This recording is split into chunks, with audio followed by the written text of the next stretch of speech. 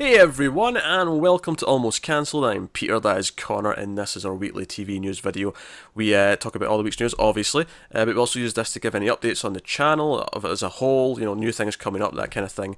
And at the end of the show, we also pick our favourite episode of TV of the week, so that's what we're going to do. Last week's was quite a long episode. This week's maybe a long episode. We'll see how it goes. For God's sake. We'll see how it goes. Well, we don't have any. I mean, there was new news about all the sex scandal stuff with Weinstein and co, but, we're not specifically going to talk about it this week because we did that last week. It's fine, we don't have to delve into it again. In terms of stuff that started this past week, since the last news show, as always, I'd almost forgotten about these because these were before Monday, and I always kind of start, even though it should be from the last news show, I always start from Mondays, that's the start of the week. It's because when we schedule everything else, we do Monday to Sunday. Yeah, well, because it's really hard to do it any other way because it's just easier when you used to have the date that's the start of the week. It's really confusing because we've done it with the movies in the past where we used the day we record or the day the movies get released on a Friday, and it's just always confusing. Yeah, and we ended up just so it's not worth it. Yeah, it's not worth it. We've tried it. It's not worth it. But yeah, so in terms of stuff that's actually started in the last week, basically all the DC shows had already started, but our first episode of our sort of DC TV show or podcast of that. Started, which is television for the multiverse, which we reviewed the first episodes back of Supergirl, The Flash, and Legends of Tomorrow. We will probably be adding Arrow into that rotation for the second episode because we hate ourselves. Curiosity struck, and I've already watched the first one. I've not watched this week's yet, but that's okay. I just need to watch it for the new show on Sunday. It's fine. And the thing is, now he's doing it, I feel like, well, I probably should as well. It was Flash's fault. There was something in Flash that hinted at what happened in Arrow, and I'm like, I want to know how that happened. And I'm not gonna lie, I saw what had happened at the end of this week's one. I'm like, I need to know how badly this goes. Yeah, so let's just be clear. The curiosity for Arrow is not, I'm excited about what's happening on it. It's, how are they going to screw this up, or how bad is it? That's the curiosity factor. So, yeah. So the DC's things up. So that's television for the multiverse. That'll be it. Late every Sunday, for the most part. We might get it earlier in the week depending if the schedule changes around and it becomes easier, but that's where it is now. And we're especially going to try the week of the crossover. Yes, the plan of the week of the crossover is to be a bit earlier in the week, but we'll see. And then the other thing that started last week, although this was kind of like the same day as the news, but that was Mindhunter on Netflix. The 10-episode first season of that went up last Friday. We have reviewed 5 episodes so far. We're working through it. That's what we've watched. We'll be doing episode 6. Looks like it'll probably be Sunday as well. And we're trying to get through it. Basically, we just have to finish it before Stranger Things hits. So it'll be, just under 2 weeks probably by the time we've finished it, which isn't too bad in terms of a 10-episode season.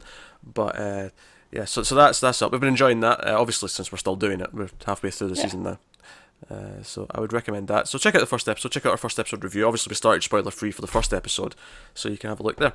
There you go. That was the new stuff. There's nothing new starting next week. Actually, it's all just continuing of what we've had previous weeks. But that's okay because it's busy. We don't need anything new. We don't need more stuff right now.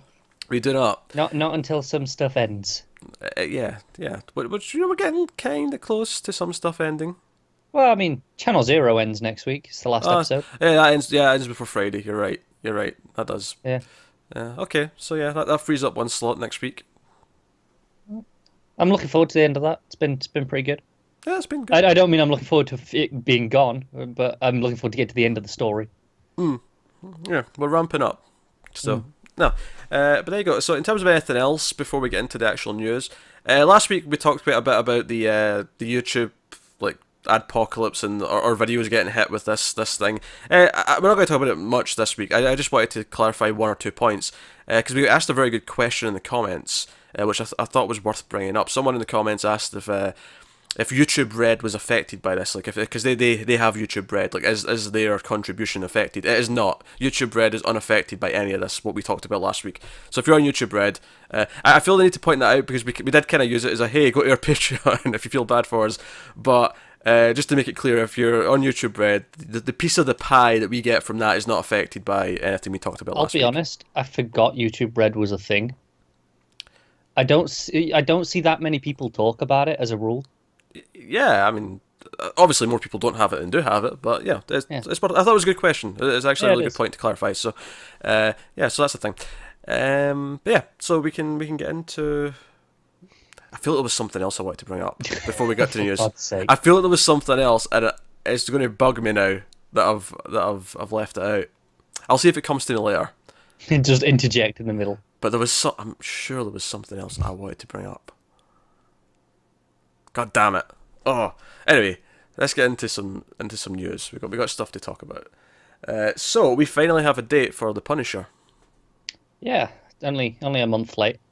Yeah, it's going to be hitting on the 17th of November. It's full season, of course, as typical. A new trailer went out with this as well, which we had a look at. It is fine. It's a decent trailer.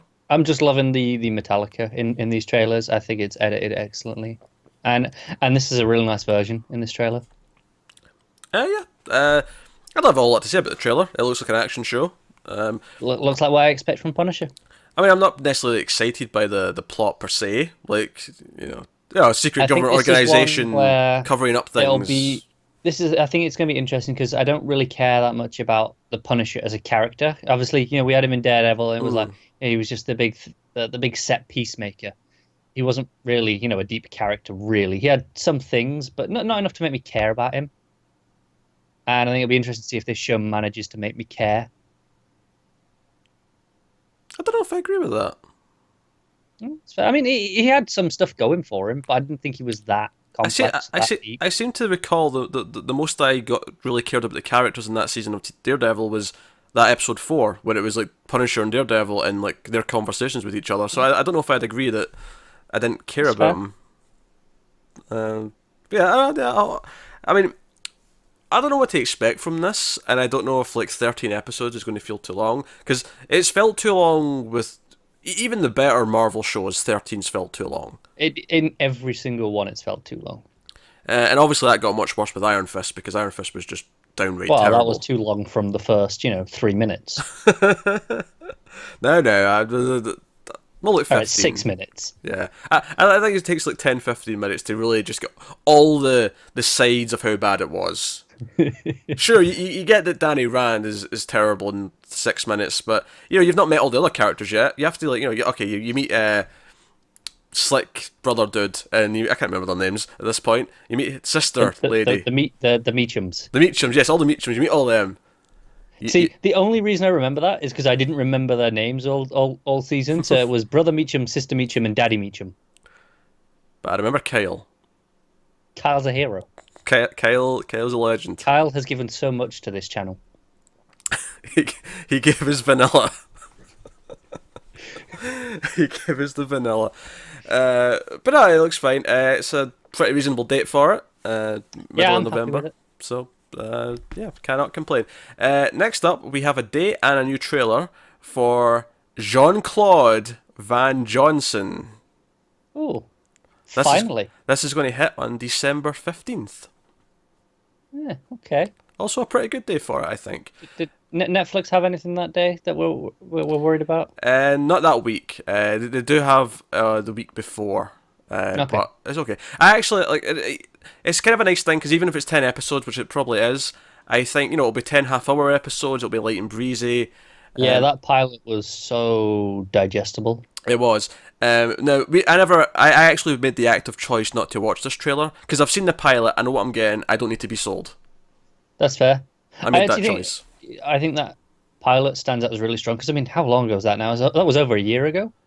Oh, yeah. That was... I still remember it pretty clearly. That was like May or something like that last year. I don't know about you, but I remember even jokes, specific, setup and punchlines. Because it was the same day as The Tick, and The Tick was over a year before that show started, because that was the start of the summer. And, obviously this is longer, because now it's it's going to be Christmas time when we get this. Yeah. So, I'm excited. If you don't know what this show is, it's Jean-Claude Van Damme playing a fictionalized version of himself, where whilst he was making movies, he was actually a secret agent as well, called Jean-Claude Van Johnson, and this is him getting back into that side of things. So it's an action comedy about him playing himself as an actor who secretly is also a badass secret agent. And the pilot was a lot of fun. Pretty fantastic, especially if you're a fan of old action movies and Van Damme himself, I feel like it hits on a lot of fun notes. At least from that first episode. We'll see how it does for a full season, but yeah, I mean, there's always the danger that it can't sustain its idea. But yeah, but no, good. And then another date plus new trailer we got was for The Alienist, which is coming on January 22nd. So we're starting to fill out some of the early 2018, which by the way, it's really starting to make me feel old that we're talking about 2018 and 2019 for things now. When it's movies and TV shows, and I'm like, man, I'm 30 in 2019. I don't like this. Yeah, screw you. I'm young still. Not for long. But yeah, by the time I'll be what, 20, 25. I'm good.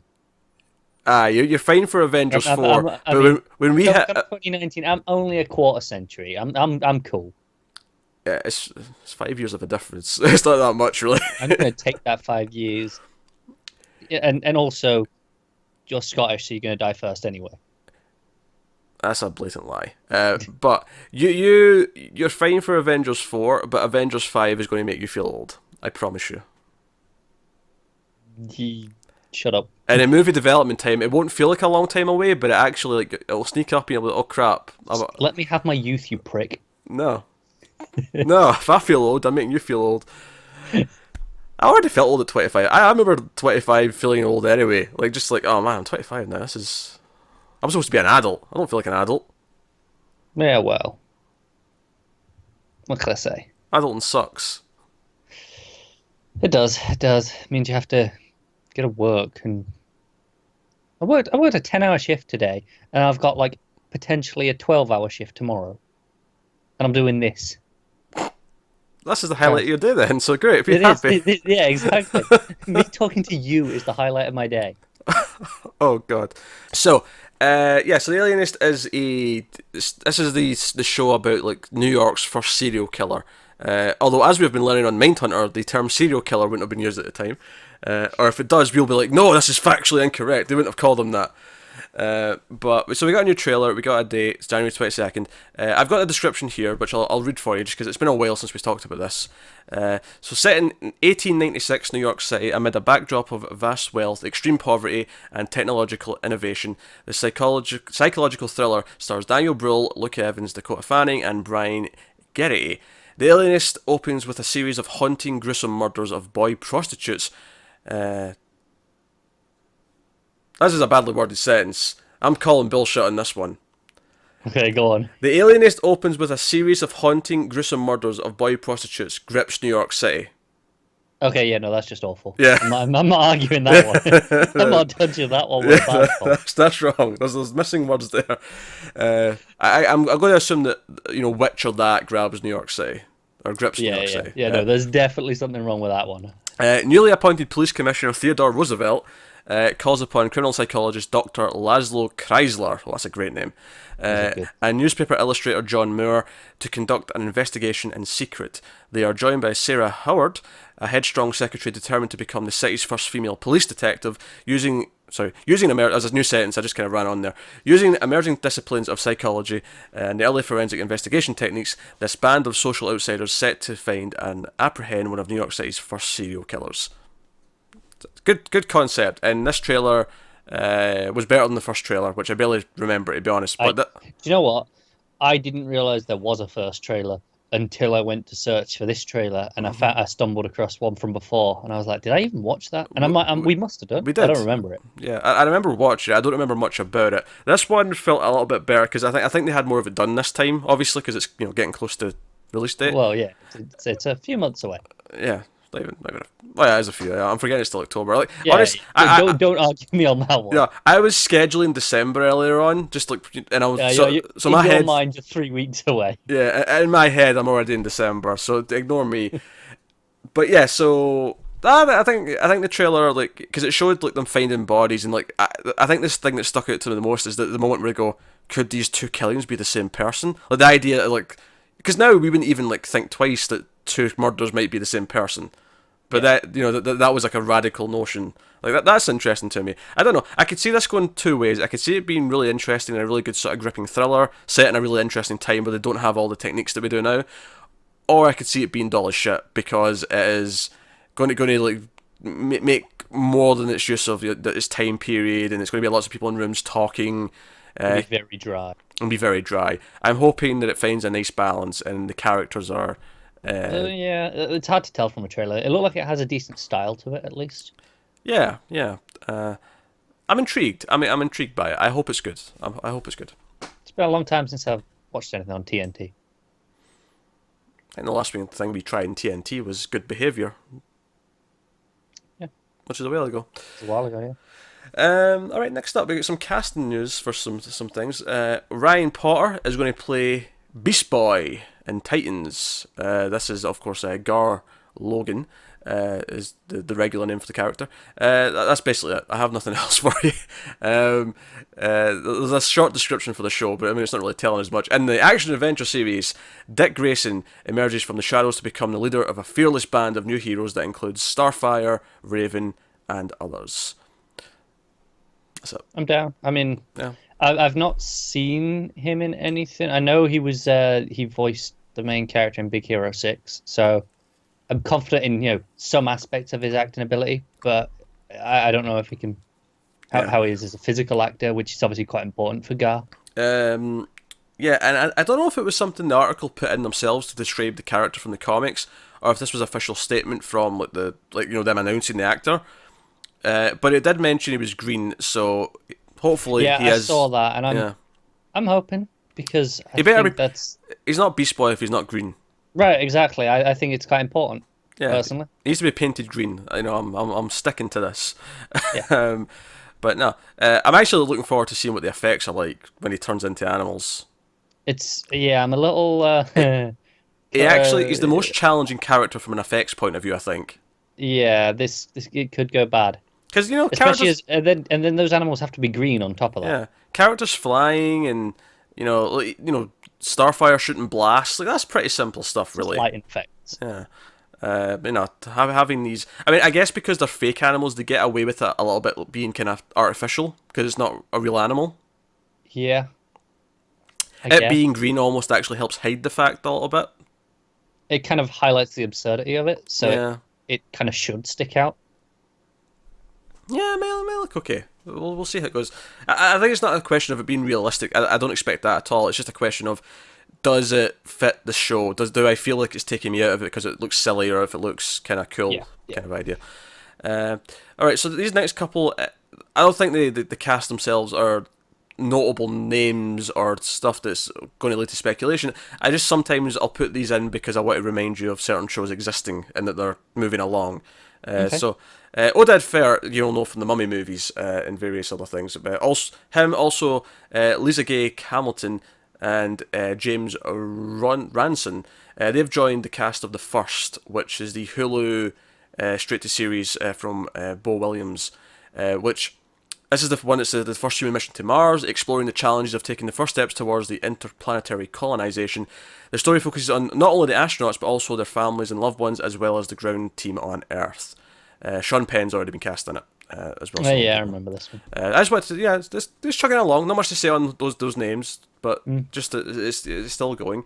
In a similar fashion, this is one that's actually season 2, but Glow has added a new cast member. Shakira Barrera has been cast in the second season. She is going to play Yolanda, aka Yo-Yo, a Mexican-American dancer/stripper, and an out and proud lesbian who joins the team. But the key thing that I wanted to put that in there for was that they mentioned that season 2 was already shooting. So at least one show on Netflix should be hitting the same time frame that the last season did, because they're already shooting it. Yeah, it's one I don't watch and don't care about, so...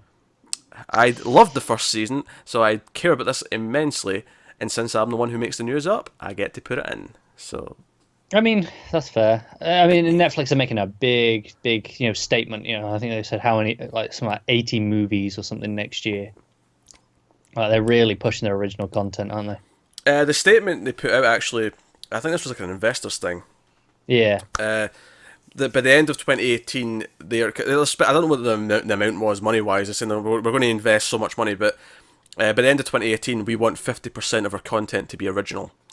And I think we've been saying for ages that that's the way it's going. Like, eventually it's going to be original content and indie stuff because all the other places all want to do their own services now. Do you know what's funny? I know people keep saying, "Oh, but people are going to leave Netflix." One, I don't think they will because people like this content, and they're kind of ingrained into having Netflix now because they've had it for so long. Yeah, I think some people might, but this is the weird thing. I have never used Netflix to watch regular movies. Like, I typically do if it's there, but I don't go out of my way to go, oh, it's on Netflix, I need to watch it.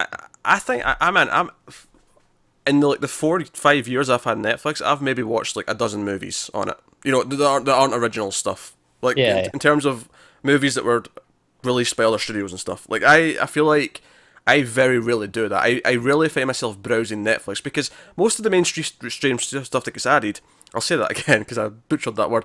Most of the mainstream stuff that gets added, I've already seen it. Like, if I was interested, I went to see it in the movies or wherever else. And for me, it's like I get that you like having a selection, but for me, it's like, well, most of these movies you can easily rent them if you want to on Amazon or iTunes or whatever. They're accessible. Yeah, it costs a couple of dollars or whatever, but it's accessible. It's there. You can find them, or get Amazon. Amazon has quite a big selection these days. But for me, Netflix is kind of about the original content, and as time has went on and they're announcing more and more and more, I've been way more into it. In fact, I was curious when they made that announcement. I didn't plan on putting this in the news, but you've brought it up, so we're diving into it. I was saying, like I was saying how people might leave. They put out, because it was it wasn't a business investors thing. They mentioned the last quarter, subscriber numbers were actually well above estimates. I was curious actually because when they made this announcement and. I was okay with it because I basically just use Netflix for original content. I'm happy with them putting more and more of that as their thing. Like, I think it's what I use as a majority. Like, I have a few other things that I'll watch because they work through it. It's there, but original content or partnerships with like other countries that are doing like Travelers from Canada, like that'll be there for it. Which Netflix technically does brand as a Netflix original because they're the distributor. They do that for all their partnerships as well, which makes it a little bit confusing if you're just someone browsing and you see a Netflix original on X thing and it's like, is it really? Is it not? And sometimes it's debatable, but whatever. But I was curious. I was like, okay, how many Netflix original shows? Just thinking of the shows, do I actually like? And I actually made a little list. I was like, how many have I liked so far, and how many are coming up? Just in terms of I want to see what the value of Netflix is right now, and the upcoming value of Netflix. So you've got Marvel shows, obviously. That's like 5. Yeah, which is like 5 so far. I mean, Iron Fist is debatable if that adds value. But I mean, even ignoring that, Daredevil, Jessica Jones, Luke Cage, Defenders, Punisher. Punisher's coming up. And you've got you got Stranger Things. They do Black Mirror now. Mindhunter's there, we're watching just now. Lemony Snicket's A Series of Unfortunate Events. The OA, like that a lot. 3%, which is the Brazil sci-fi show, I loved that. Glow, I loved. Dear White People, I loved. They distributed the new Mystery Science Theater 3000, right? And I've not even mentioned like House of Cards, which lots of people love. I thought it was okay. I kind of gave up on it after a couple of seasons. Not counting House of Cards, you mentioned 14 shows there. I mean, there's only 2 of those I think that I don't watch as well. Yeah. Which ones? Mystery Science Theater and Glow. I knew Glow was one of them, but I was like trying to think what the other one was. And then in terms of, and then on top of that, you get things like Travelers from Canada and other stuff like that. So a lot of value there already, right? And obviously, I actually noted down out of all of those that I just mentioned, Defenders and Mystery Science Theater are the only ones that are not officially renewed for another season at least. They're all coming back. All those things I like we're getting more of all of them. That makes sense. I think because, especially with Defenders, I think it's like, okay, maybe it won't get a season 2 because they'll rework it and do something different. Yeah, they may, because I can see what they'll do with that is it will technically get a Defender season 2, but it won't be called that. They'll just name it like an event name. It'll be in the same way that was an event series. Yeah, I can see them doing that. Instead, but I mean, I assume something will fill that slot of okay, we're having a Netflix team up again, but it just might not be called exactly. So yeah, like all those things are coming back. So again, just sort of thinking about the value of like, but I was looking at just at the upcoming. I was curious, like how many things, at least just on the one sentence premise, or even in some cases because I was looking so far ahead and there was no information. It was just the genre. I was like, okay, I'll put that in the list because I might like that. Right, this is what I came up with. Dark, which is coming up in December. We're looking forward to that. It's a German show, sort of crime thriller with a bit of sci-fi. You get Godless, which is coming in November. That's the Western limited series, right? And then into 2018 and maybe beyond, we have Lost in Space. We have Diablero, which is a Spanish horror series. We've got Nice. Kingdom, which is a Korean action history show. We have Maniac, which is a dark comedy, which is directed by Cary Fukunaga from Cool. True Detective, Okay. starring Emma Stone and Jonah Hill. Ah, it's that one. Yeah. Yeah, very interested in that. Right. We got Osmosis, which is a French sci-fi show. We have The Ballad of Buster Scruggs, which is a Western anthology by the Coen brothers. Mm-hmm. We got Umbrella Academy, which is based in the Gerard Way comic. Okay, cool. We have The Haunting of Hill House, which is the Mike Flanagan straight-to-series 10 episodes based on the same book that The Haunting was made of. Yep. So you've got that. You've got Wormwood, which is a limited series. I didn't know anything else done about that, so I can't tell you what it is, but there was something there that sounded interesting about it. You got Raising Dion, which was the new one that was announced, a superhero thing that Michael B. Jordan's producing. You get Quicksand, which is a Swedish crime drama. There's Ratched, which is the One Flew Over the Cuckoo's Nest prequel series about the nurse. There's Dark Crystal, Age of Resistance, which is the sequel, spin-off, I can't remember where it was set, but it was the Dark Crystal series. Yeah, I remember. And then Tidelands, which is a supernatural crime drama. And that was just from the list that's currently available, because obviously 2018 and 19 will fill up more as well as we learn more things. That was another 16 shows on top of the 14 that you mentioned before. So that's 30 shows. Yeah. So just that's over half the year to have a show every week. Yeah, I think, it may sound like we kiss Netflix's ass a lot, but they actually do put out a lot of good content. And even if I don't like all of those ones, I mean, Yeah, no, exactly. For like half of them. If they end up giving you a show like every other week of the year, essentially, that's well worth a subscription, in my opinion, at least. I'm happy with one a month, to be honest. Like one good 10 episode TV show a month. If you've got 30 shows there, and you don't like a handful of them. Yeah. That's one every 2 weeks, more or less. So, I don't know. So yeah. So where was I? I don't know. I kind of brought us off on one. Actually, it's funny that I don't actually know how we got to that, but it's funny because the next item is about the Haunting of Hill House, but that wasn't what set us on that path. Amusingly.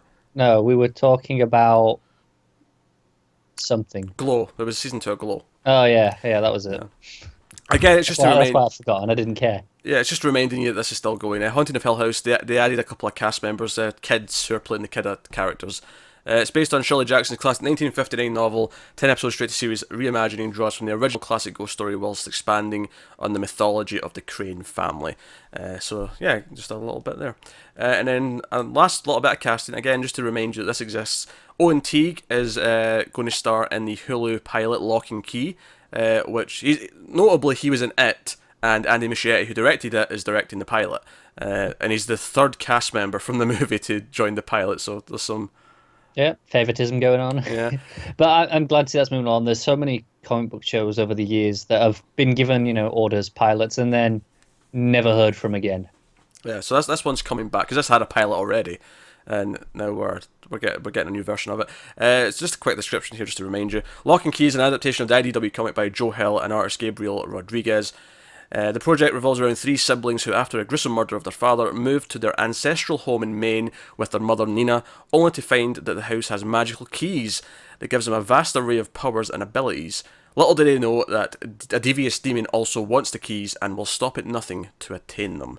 So that's your premise. Do you think it's amusing that the guy that directed It, obviously a Stephen King novel, is now doing this, which is obviously his son, and also, both are set in Maine? Well, obviously it's maybe a bit of a stretch. For people who don't know, Joe Hill is Stephen King's son. Yeah. It's not like he's got the same name. I mean, no, okay, that's fair. So, I know he's Stephen King's son, but if you've never heard that fact before, you might not. That's true. And that obviously they're both set in Maine. Yeah, which is, Stephen King's whole thing. Yeah. Okay, so last week we talked about how the Weinstein scandal was affecting various things. We actually have an update on one of them. Technically 2 of them, but it's the one sort of news item.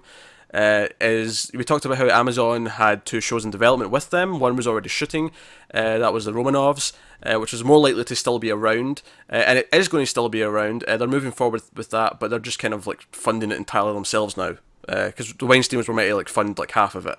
But now, yeah, I guess that's also a show of confidence in it, because they're like, no, this is good enough that we will put that extra money in. partly that, I'd also Maybe it's just lost.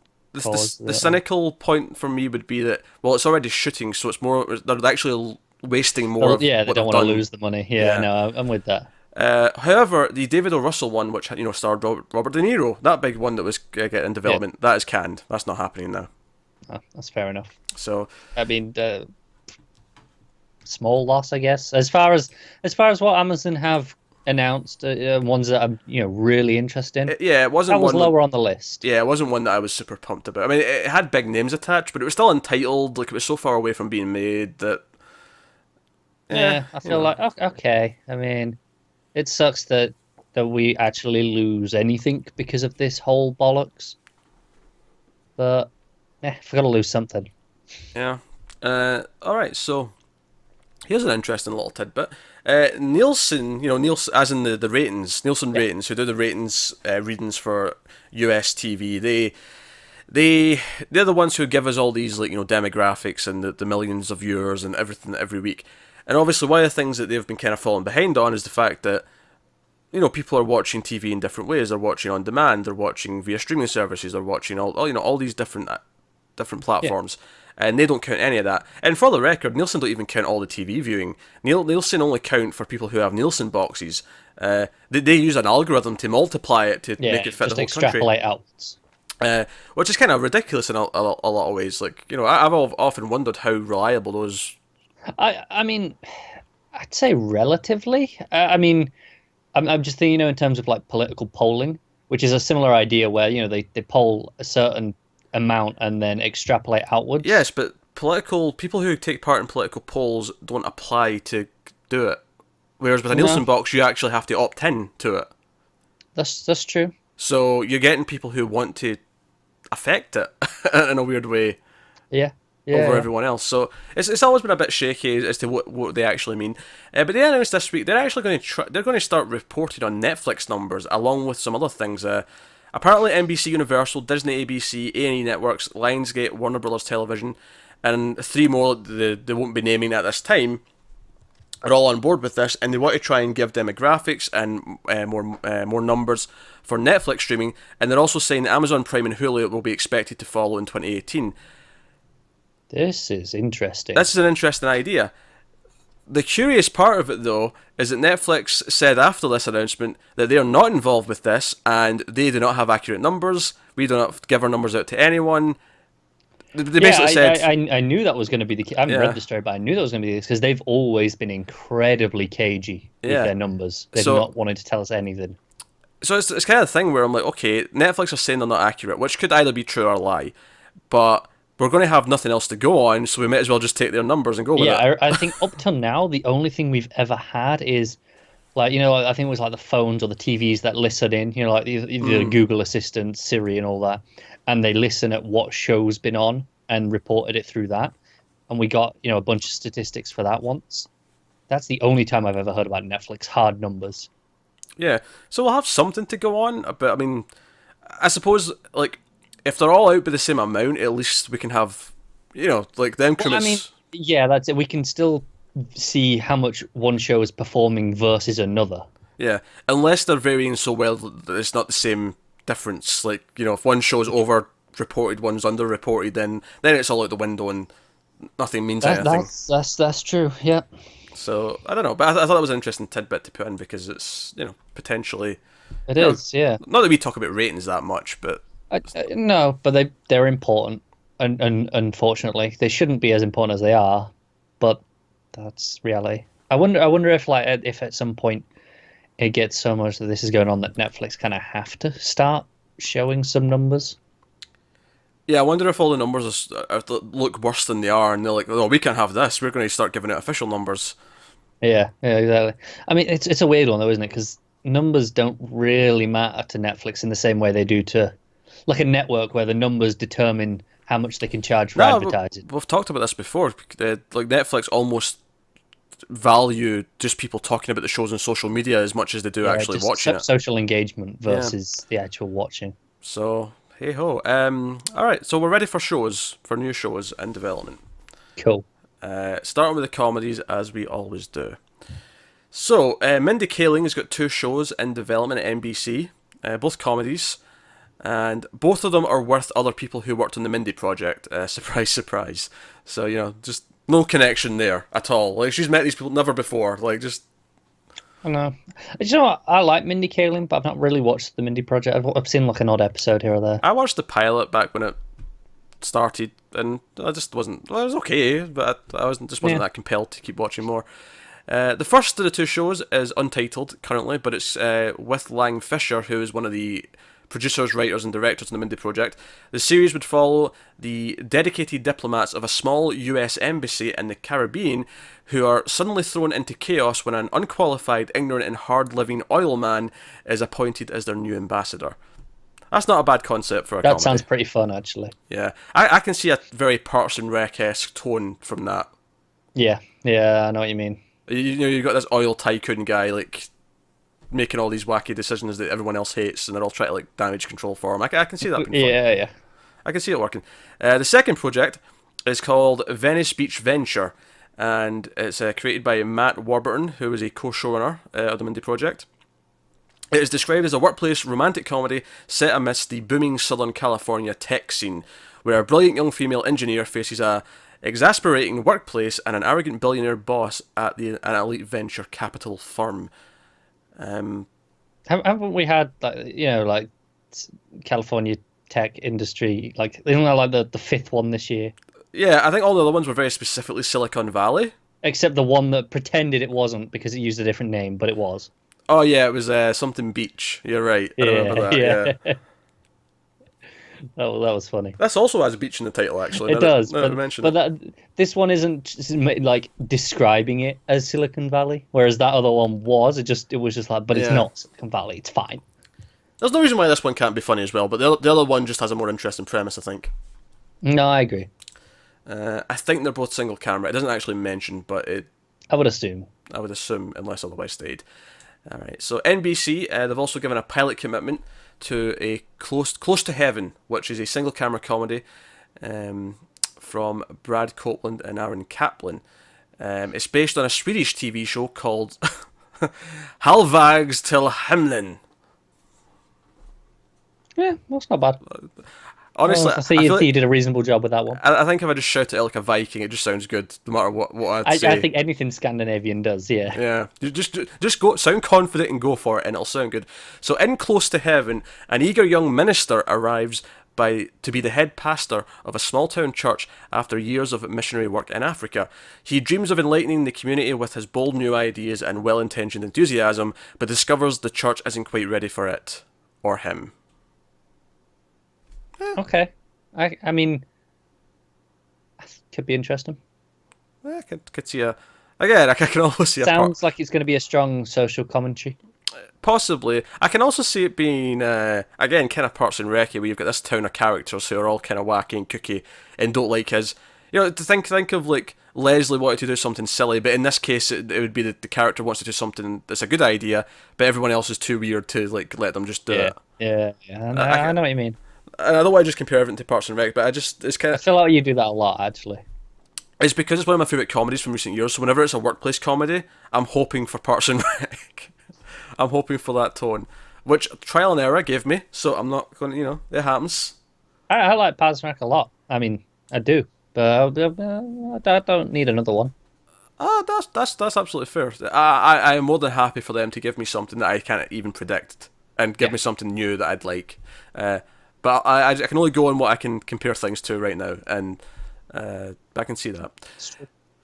So, next up, at Fox, Jared Carmichael is attached to write and executive produce a series based in the life of comedian Nate Bargatze. Well, I like that name, Bargatze. That's a good name. Don't know who he is, but it's a good name. Untitled, multi-camera. Multi-camera, odd for Fox to do multi-camera these days. You know, Yeah, it obviously is, they've done it in the past, obviously, but in recent years it's not been as common.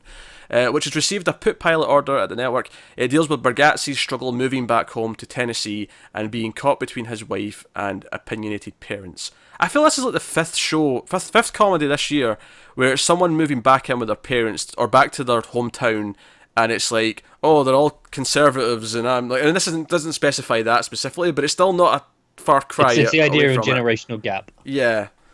So It's the year's trend, at least for comedies. yeah, there's still no reason why that can't be funny. No, and I think it's one of those where they're all so confident in it that one of them's got to be funny. That's the thing. We've got 5 of them. One of them has to be good, right? Odds are on our side. Yeah.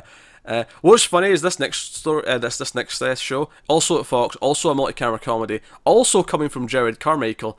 This confused me because when I do the news, like I'll tab out all the things that I think might be You interesting. thought you just read the same one. And it wasn't actually that I was reading the same one. They had the same picture of Jared Carmichael. It was the exact same picture of him. And I thought, wait a minute, didn't I just see that guy? And then I went back to check, and I was like, oh, they're 2 different shows. Oh, damn it. So yeah. So he's serving as executive producer on another Fox comedy with a pilot commitment, which is co-created by his former Carmichael show co-star Lil Ray Howry. So there was a show called The Carmichael Show, which I've never heard of, if I'm honest. But fair enough.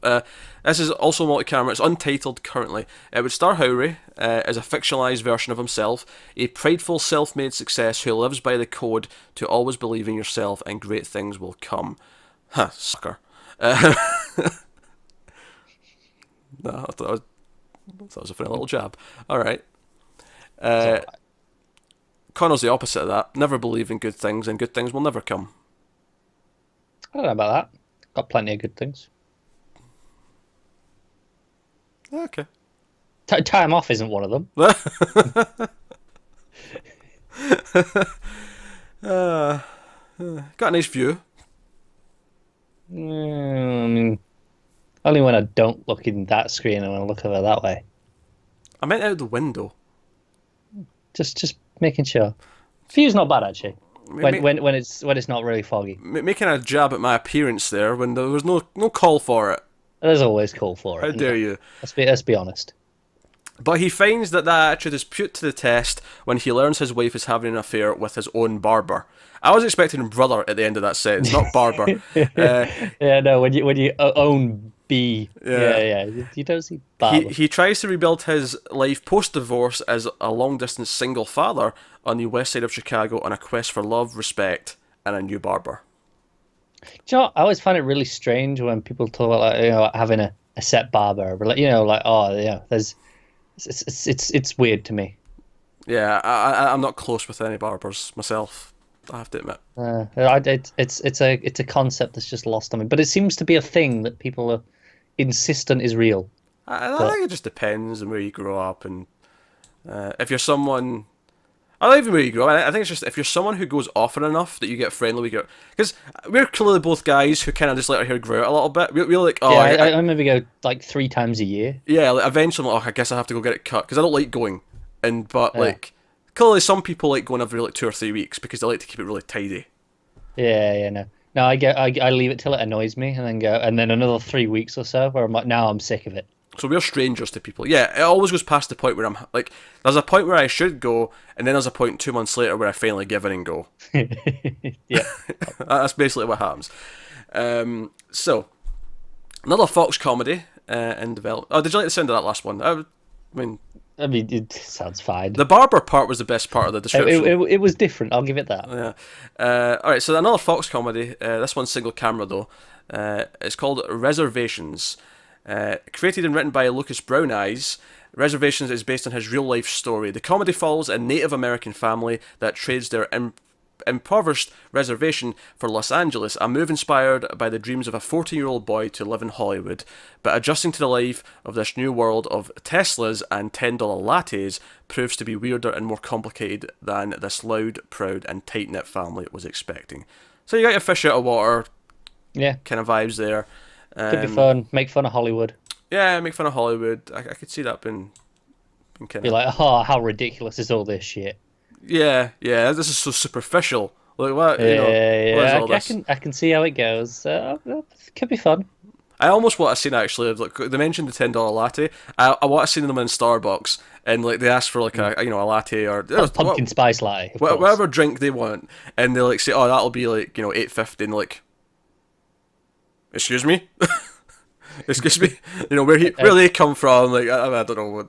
I'll be honest. I did that at work the other day, where I went to get you get a meal deal, like lunchtime, like sandwich, drink, and chocolate, whatever. Whatever. And I went to get one. I go every couple of weeks, maybe sometimes twice a week when I go for one. And I went the other day, and the price had jumped up.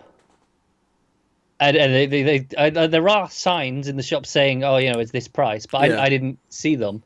I just went and got to the till. They were like, it's this much. I went, how much? And thinking that I was like, what's going on? Like, how dare you? How dare and you? then I literally took us in to look around before I paid. I looked around the store just to check there were signs saying this new price. I mentioned this like in the last news video, or maybe the week before. Or maybe it was a review. No, it was a review. It was a Mr. Robot review. But it's really funny going back and watching Pulp Fiction now in that scene where he's like shocked at the $5 milkshake, because now that's like, I'd love to just get one for $5 now. Yeah. I mean, that's how inflation works, I guess, but still. I've been true. This is funny. Alright, so next up, we got another single camera comedy from Fox. Fox are putting out a lot of stuff. I think last week ABC had like tons and tons of stuff. This week Fox seemed to be hitting us with a lot. They do that. They drop them like a bunch at once. They do like, all right, here's your press release. They give you like 6 things. You do all these this week. So this is called Emma's at Our Dad's. Oh, we're moving back in with the parents. Is that another thing here? So it's written and executive produced by Lano Rappaport. Emma's at Our Dad's is a semi-autobiographical half-hour comedy about Joey, a lost 35-ish newly single mum using every single second of her weekends in a mad dash search for who she wants to be while exercising who she was. With the help of her friends, we'll see Joey tackle what career she should pursue, what friends she should have, and which guy she should, bleep. Yeah, they actually put a censored F-bomb in the show description. So they're going for a style. They're saying, here, we're edgy. This is this is what the tone's going to be. Every weekend, Joey is Cinderella, chasing all her dreams before the clock strikes 12. Only, in this case, it's 12 noon on a Sunday. I'll be honest, I'm not feeling it. You know what? I'll give. They at least try to give it some personality in the description, so I'll give it that. Applaud that. I don't know if it necessarily appeals to me specifically, though. Yeah. Again, not to say it's bad, but I don't want to watch it either. Some of these descriptions are so generic. That one, at least, like, I'll remember that a little bit because it had a little bit of personality. So yeah. So props to that. All right, ABC single camera comedy. This one sounds interesting, actually. This is Jack Black's producing this one. It's called Boring Oregon. It's abbreviated, though, but, Boring Oregon.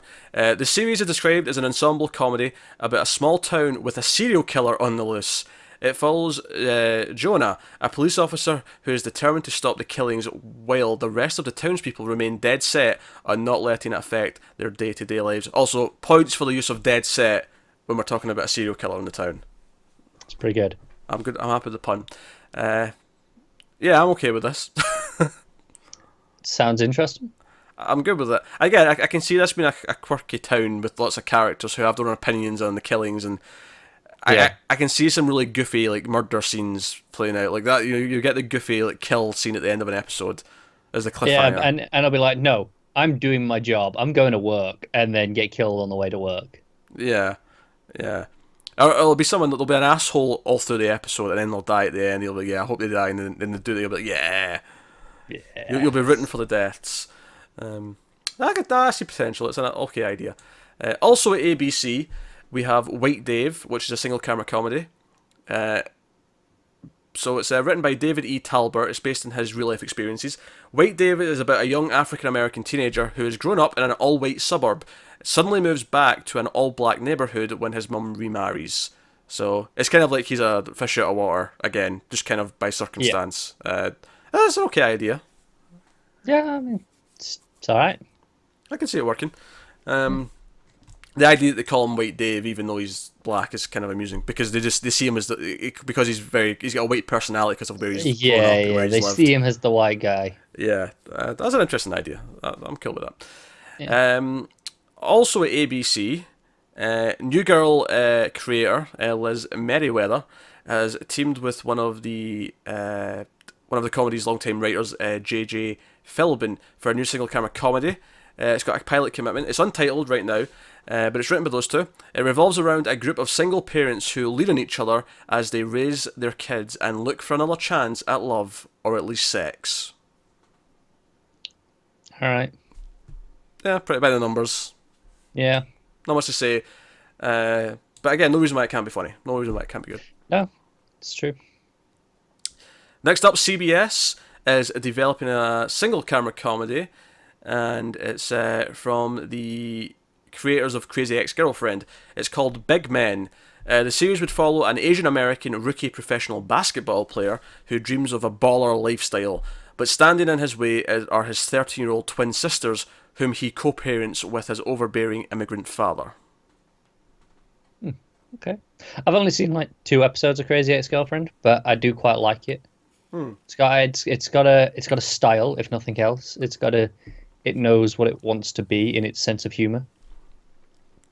So I have little opinion on this one. Like, there's nothing about it that seems bland, but there's nothing about it that I'm like, oh, I'm excited about that. I'm only saying that because I've seen the other one. I'm like, okay, that definitely had a tone. It knew what it wanted to be. So I'm thinking maybe this one will too. And I'm not getting it in that description, but when I see it.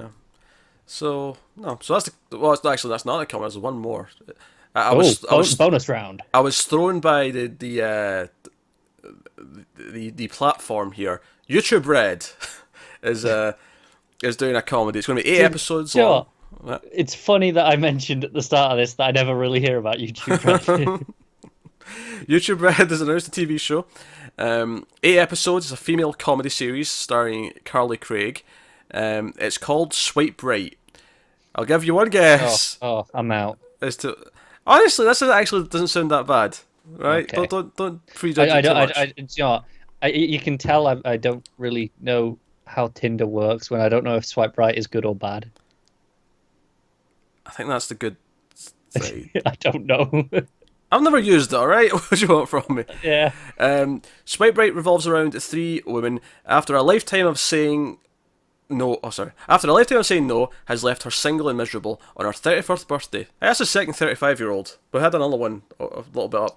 A workaholic virgin on a breakdown vows to plunge into the hellish world of Tinder by dating all 252 of her matches.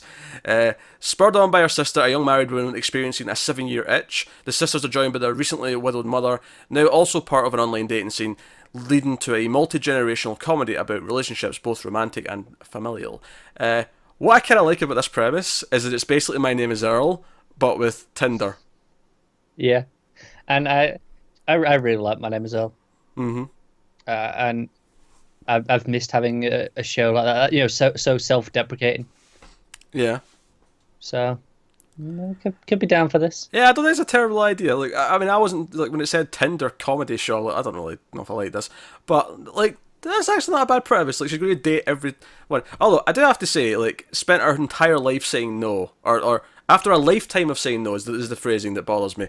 She's 35. That's not a lifetime yet. You're not that old. Says the one who was complaining about feeling old. When he was in his I admit I'm being ridiculous though when I say that. Yeah. Also, I agree that it sounds like swiping right is that's the good one based on that description. Yeah. I looked it up. I can't find an answer. Wiki does not tell me. It just says, oh, they swipe left or right. It doesn't actually tell me. I think right's the good one. It makes sense based on that description. Yeah. I think so. I think right's the good one. All right. Next up, HBO is developing a 8-episode limited series called I Know This Much Is True. It's going to star and be produced by Mark Ruffalo. Are we on to the dramas now? Oh, we're on to dramas, yes. Yeah, you didn't say, but... Oh, I'm sorry. Well, HBO do comedies. Sure, but I thought we were done before that last one, so I thought it was pretty clear we're moving on to the dramas. I just wanted to be clear. Okay, fine, we're on to the dramas. Right, you happy? Yeah, as I can be. So it's based on a book called I Know This Much Is True, same name, 1998 novel by Wally Lamb. It's going to be written and directed by filmmaker, and I'm going to butcher this name, Derek Cianfrance,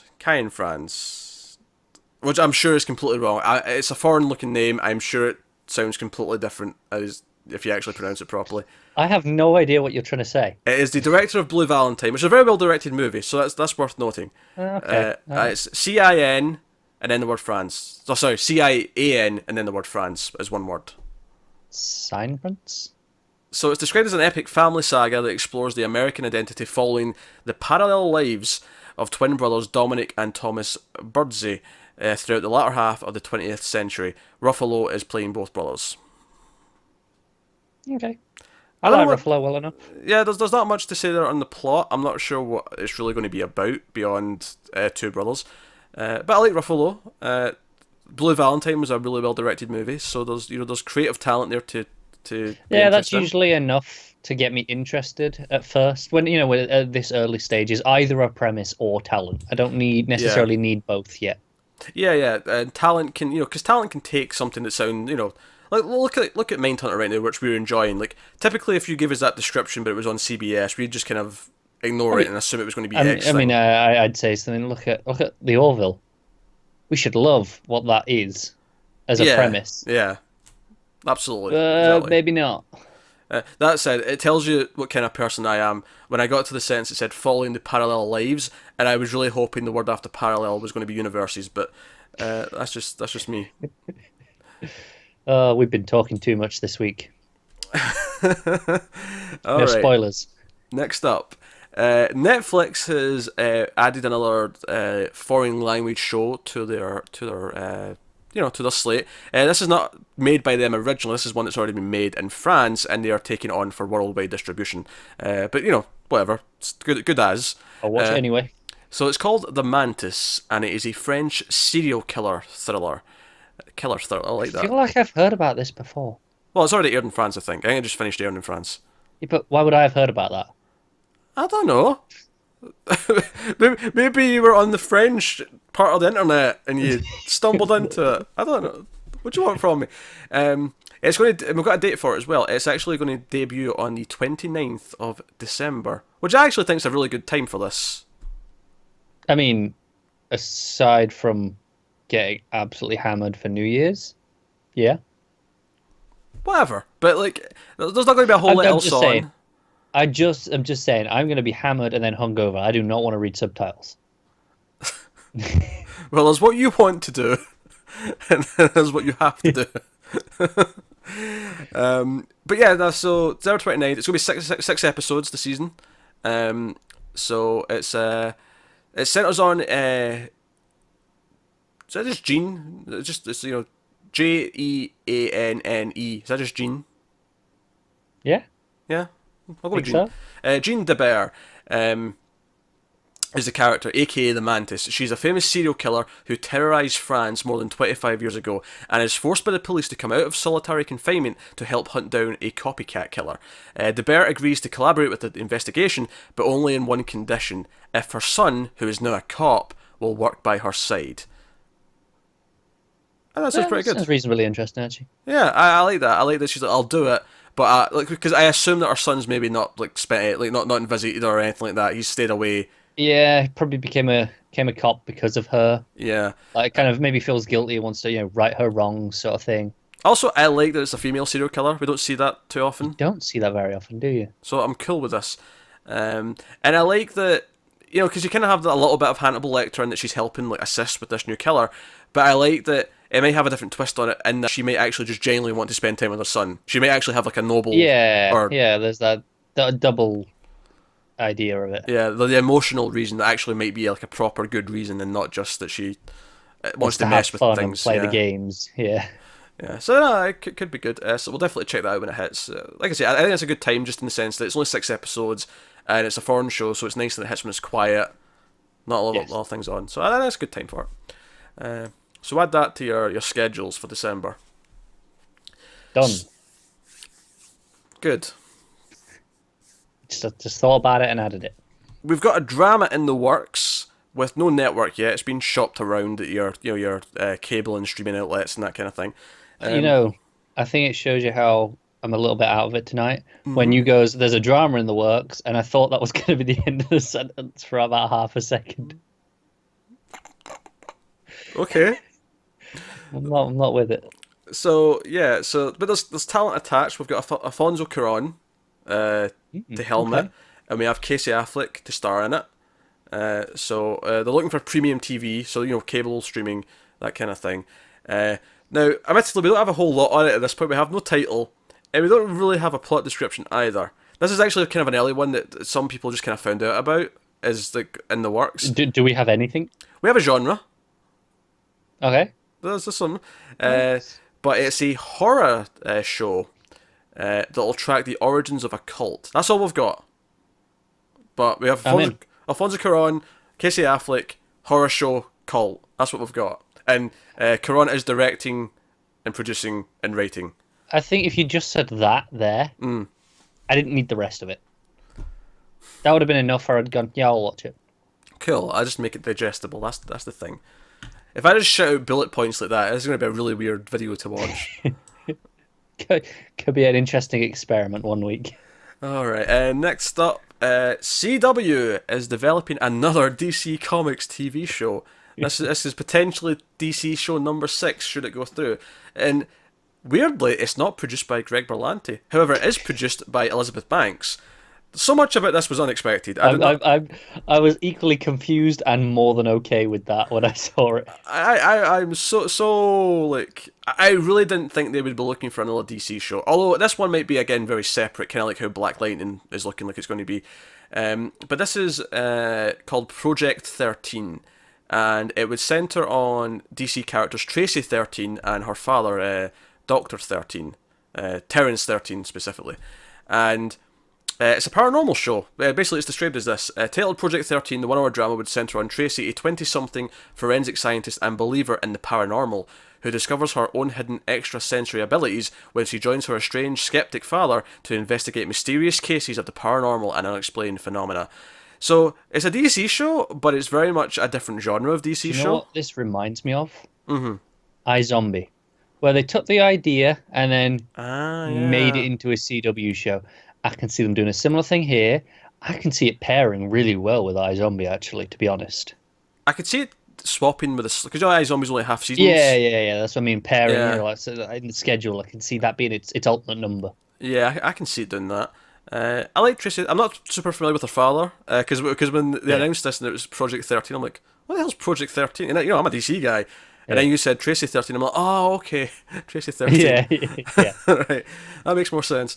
I kind of like this, though. I like the idea of, like, they're taking a property and saying, but it's a paranormal investigating show. They're investigating ghosts and shit. That's actually kind of cool. I like that. Second or third in the last few months that is kind of supernaturally based. I feel like they're shocking a few things because Supernatural might be coming into an end. I think they're anticipating it finally stopping. Yeah, and they want a solid replace, because I don't think they want something that's in its first season to replace it. They want something that's already established. I think so. Supernatural's still got a couple of years in it. I think maybe 2 or 3. 15, 16 seasons in total. Yeah. I think maybe 15, a nice round number. But I think they'll want something at least on a season 2 or 3 before they go, okay, we can replace Supernatural with this now. It's funny, I'm down for this, but I don't even really care that it's DC based. I mean, I like Tracy 13 well enough, but it's actually just for the idea of, like, father-daughter team investigating paranormal. I'm actually just down with that idea. I'm down for that, yeah. And I think it works regardless of the fact that it's a DC show. And if they do decide to connect it to the other stuff, then I think it would also be fun to have a paranormal show that connects to those. Like, yeah, because you've got Flashes, all your sort of like alternate realities and time travel and stuff. Supergirl's the aliens, Arrow's the vigilante stuff. Legends is the time whatever travel. The hell it wants to do. Yeah, time travel, space adventures. So then you have paranormal investigation. Is the next one? That makes sense. It fits in. I mean, it's kind of like they wanted Constantine, but they couldn't. I mean, we know he's showing up on Legends, we spoke about that, but they weren't allowed to give him his own show for whatever reason. They were like, well, fine, we'll do it this way then. And to be honest, as someone who doesn't like Constantine that much, but I mean, I'm not like a huge Tracy 13 fan. It's not like it's not like I could name you tons of stories about her. But at least I'm more intrigued by her than that, because at least Constantine I already know I kind of dislike, or at least I'm not. Yeah, I like Constantine. I'm indifferent. But I'm on okay him. with this as well. I just want to make that clear. Yeah, so But it feels like that cool. sort of void that they want to hit. Yeah, and it's a bit more diversity as well, because these will be black characters. At least they were in the comics, unless they change it. But I think they'd get a lot of shit for that. they'd probably get a lot of flack. So they probably should not. There's no reason to. Why would they? Yeah. But no. I'm down. Project 13. If that goes through, and it seems like a very network TV friendly idea. So. Yeah, it's why I say iZombie, because I feel like it's really easy for them to do this, procedural, but just kind of have fun. Yeah. So I'm down. Okay, so also at the CW, we have now. This is going to sound not that great at first, right? Police drama series, right? From writer. Well, there better be a twist. From writer Katie Lovejoy, and produced by Bill Lawrence. Now, I am shocked this is not a Fox show. Cop show with a twist. Go on, hit me. Cop show where the partner is something else. It's called Dead Inside. The series would follow an underachieving beat cop who, after surviving an explosion that killed her hotshot detective big brother, starts seeing his ghost. Flipping their sibling dynamic on its head and allowing her to truly live her life for the first time, they work together to help crime victims, both living and dead, and figure out the unfinished business keeping his spirit on Earth. So it's a buddy cop show, where one of them is a ghost. Yeah. Okay, cool. And I know I just said this on the last one, but this is also one that could pair with iZombie quite nicely. Yeah, it could, yeah. Because that is also a cop show with a twist. It is, It's a cop show, but one of them's a zombie. It's, as much as we make fun of Fox doing it, that's what iZombie actually is. Yeah. But it doesn't seem like it's your thing when you only have one of them. True, absolutely true. Yeah, it's the only thing they have on their network that is that. Yeah, this would be the second, whereas Fox, I've lost count. Yeah, and this is the sort of thing where these two shows could also kind of replace it. Because iZombie's going to go into its 4th season soon. Let's say it has a 5th, and then that may be it for iZombie. Yeah, it's never been a strong performer, has it? Yeah, it's not something that's going to last 15 seasons like Supernatural will, and that's okay. Like I'll be happy with a good 5-season run of iZombie. 5 seasons is great. Yeah, it's a lot of fun. So, which reminds me, I have to go back and finish season 3. I'm on that. I have been keeping up with Riverdale though. This is another thing where I need free time before I can do any of these things. I have watched Riverdale though. I've watched the first 2 episodes of season 2. I haven't yet. I do plan on it eventually. I'm on the ball. It's as trashy as ever, and the way some of the characters look at each other, they're going to have sex at any moment, is glorious, and it's entertaining. I'm liking that it's more of a serial killer this year, and that's all I'll say, because I don't want to spoil anything. But I do plan on watching it. I just, again, time. That's fair. It's something to do when things die down a little bit at Christmas or summer. You got some shows that you can binge. Yeah, it's always nice, isn't it? You can say, "Hey, girlfriend, do you want to watch all these attractive ladies with me?" Because that's the reason why I wanted this show. This is what's really annoying. She knows that, and she's watching it without me anyway. Oh, the bitch! I know. I'm not happy. I came over and she was like, "Oh, I just watched Riverdale." I'm like, "What'd you do that for?" She goes, "I wanted to watch it." Oh dear.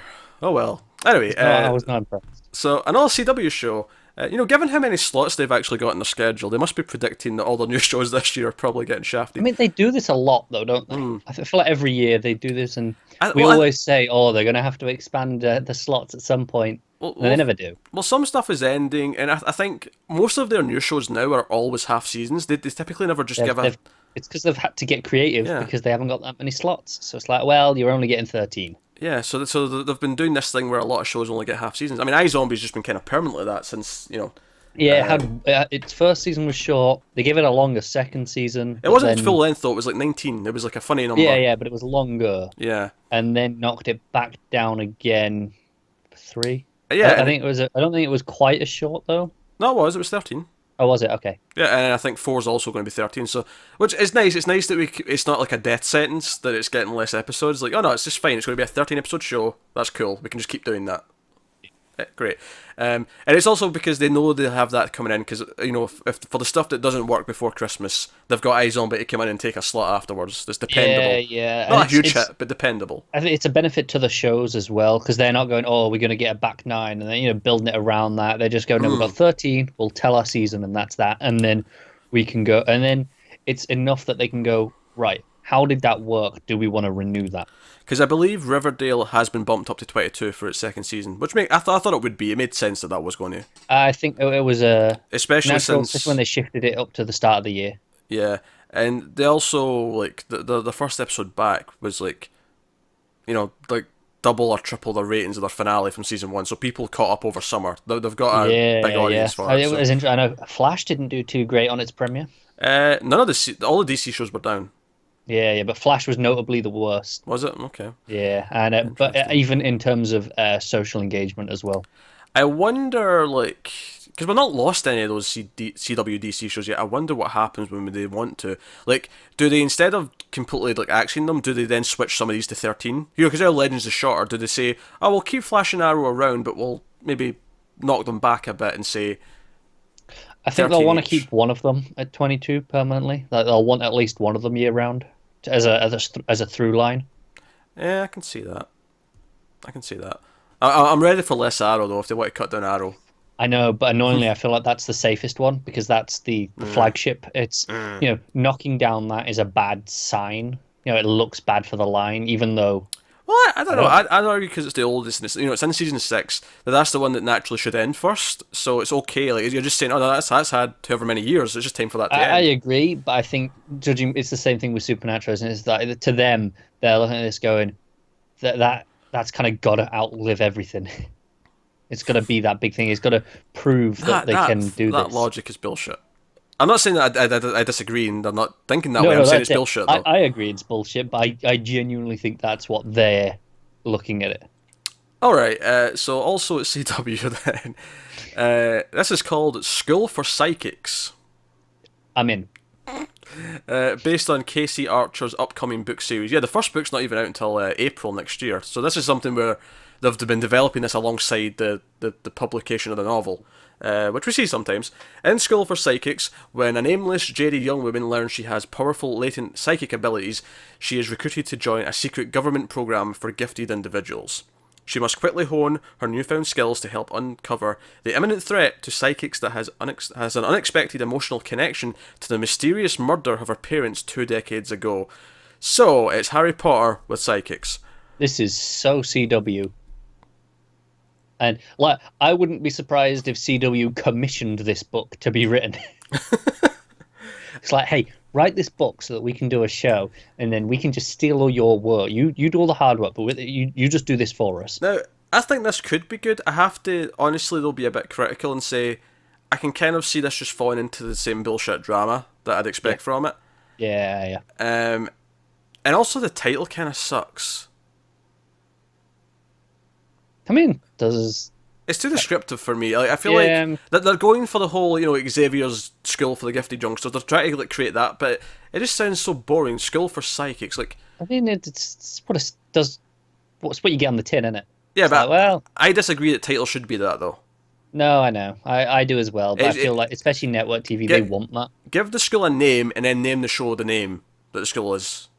I agree with that, and I think it's more interesting. I think it's just a symptom of networks going, hey, we just need people to know what this is immediately, so that if they're somewhat interested. I was actually thinking about this, because we did Nightmare on Elm Street for Screams this week, and I was thinking about how good that title is. It's a fantastic title, but I feel like these days they would just call it Freddy Krueger, which would sound shit.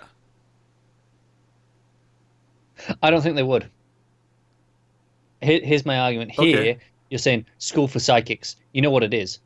But if you've never had a Nightmare on Elm Street movie before, and they say it's called Freddy Krueger, you go, okay, sure. So, still, this is just the point though that I feel like names aren't as like a Nightmare on Elm Street's such a good title. Like how Wes Craven got to that thought process where he said, "Oh no, I'm going to name it like A Nightmare on," and what's the name of the street? Like, No, it is good. Don't get me wrong. It's a fantastic title, and I feel like titling's lost a little bit. Yeah, it's an art form, isn't it? Yeah, but here we are. So yeah, School for Psychics could be cool. I'm less excited about that than I am Project 13 though. Oh, definitely. But again, it's kind of telling me Supernatural's coming to an end. Yeah, and also Dead Inside, I'd say sounds better as well. Although they're both kind of, I can see these being two network TV for me, but at the same time, I can see them having potential. Yeah, but again, it's the same thing though, where you could the description of iZombie could sound too network TV. Sure, yeah. It's just if it's fun. Oh, yeah, I remember being kind of indifferent towards that idea until I watched it. Like, yeah, it sounds decent enough to check out, but like I wasn't. Yeah, exactly. Excited about it. Oh yeah, also at the CW, they keep coming. Man, I thought we were done with them. Gina Rodriguez has signed on to produce a female-driven drama. It's called Femme. It follows 4 millennial women from different walks of life who become unlikely friends and fierce allies after meeting online in a secret feminist social media group. They form a sisterhood army in the real world to support each other, though through both sides, serious and humorous. Sorry, I butchered this sentence. What are you doing? They form a sisterhood army in the real world to support each other through both serious and humorous crises, and offer to help other women in need. Yeah, I don't know why I was doing that last sentence. No. So this description amuses me a little bit, because the part where it says they met in a secret feminist social media group, that almost sounds to me like, you know how like men who hate feminism and like, oh, feminism, they want to take over. Yeah. That sounds like the sort of thing that they think feminism is. Oh, they've got secret groups and they're plotting against us and like. Yeah. So it kind of sounds like. Do you know the bit that turned me off from this, where I was like, I'm not sure I want to watch this? Was 4 millennial women, 4 millennials. I'm like, I don't need a bunch of millennials. You are a millennial. I know, and I hate us. I don't need to see it on TV as well. You want older people on TV. You want. Yep. Yeah. Okay. Yes, I do. That's fine. Older people can be cool. I don't know. I think it's just whenever a TV show describes people as millennial, I go ugh, because I know what that means on TV. Okay, all right, I see. Yeah, your mind goes to, what was that sitcom that had Joel McHale and Stephen Fry in it? Oh God. Great Indoors. That's the one. And every single joke was how the older guy didn't get all the technology lingo that the young people were spewing. Right, exactly. And it's like, ugh. And I bet that description had them all described as millennials. It probably did. I don't remember it, but it probably did. Oh dear, I hated that pilot so much. Bloody atrocious. Alright, moving on. So Entertainment One is entered a partnership actually with a producer, Vanessa Piazza. Now normally we get these news stories every week that I always kind of ignore, and it's usually like, a multi-year deal with X studio with X person, and I usually What's know notable about this one? Well, what's notable is it actually gave us some things she's working on. It wasn't just the usually because they usually come a lot later. Yeah, it's usually just the deal and like what the contract is and how many years they're going to be working for them and stuff. But this was actually, here's some projects that she's actually doing. So I thought, okay, this is actually interesting. So it encompasses several television projects. They'll distribute it, but we don't know what the actual like networks would be or the platforms when they actually go, because obviously E1's not an actual network or anything like that. She just for reference, she worked on Lost Girl and the first couple of seasons of Dark Matter. That's who this person is, just for some context. I'd never heard of her, but that's who it is. So the two projects that they mention here, there's others as well, but these are the two they were willing to talk about. The first one is an adaptation of a comic book series, which you'll have heard of, I know, called Crosswind, which is an image series written by Gail Simone, art by Kat Staggs. The multi-issue comic series, which is a weird thing to specify. Most comics are multi-issue. Follows. No, I'll give them props for saying that instead of graphic novel, though. Okay, it's still weird, but okay. It is weird. This is their way of saying, look, it's not a graphic novel; it's multi-issues. Okay, it's better than graphic novel, but it's still a bit weird. Yeah. So it follows a slick and ruthless Chicago hitman and a smart but downtrodden Seattle housewife whose bodies and souls and lives are switched when the inexplicable events strikes two random strangers. So that's an okay idea for a show. I've heard good things about the comic. Not checked it out, even though I meant to. Yeah, so now you've got this housewife in this hitman's body, and like people are coming after him, I presume, and he's like, this housewife trying to like do housewife things. How do I cook? Well, I assume there's like he'll have a husband and kids to deal with. That'll be the real challenge. Yeah. Sounds fun. Husband comes knocking later, like, "Hey, honey, I'm in the mood. Do you want to come to bed?" It's like, no, I got a headache. I've got a headache. So there you go. Interesting ideas.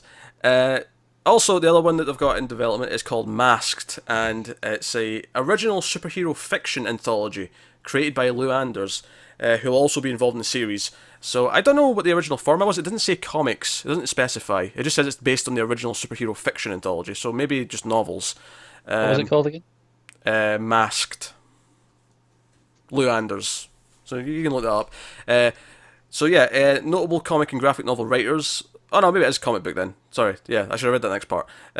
Including Lila Sturgis, Paul Cornell, and Gail Simone wrote short stories that are in the book.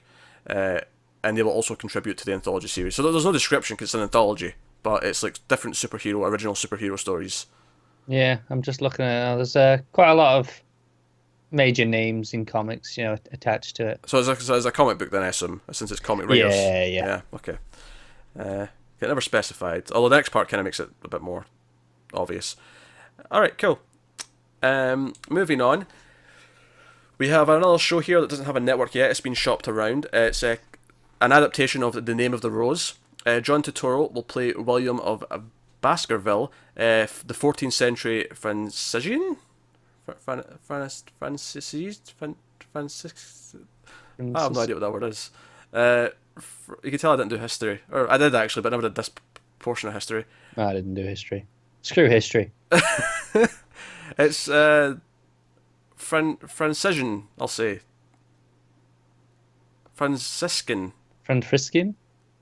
I'm not seeing the word. I'm trying to guess. It's just Franciscan. Franciscan? Franciscan. Yeah, I guess it is. I don't know.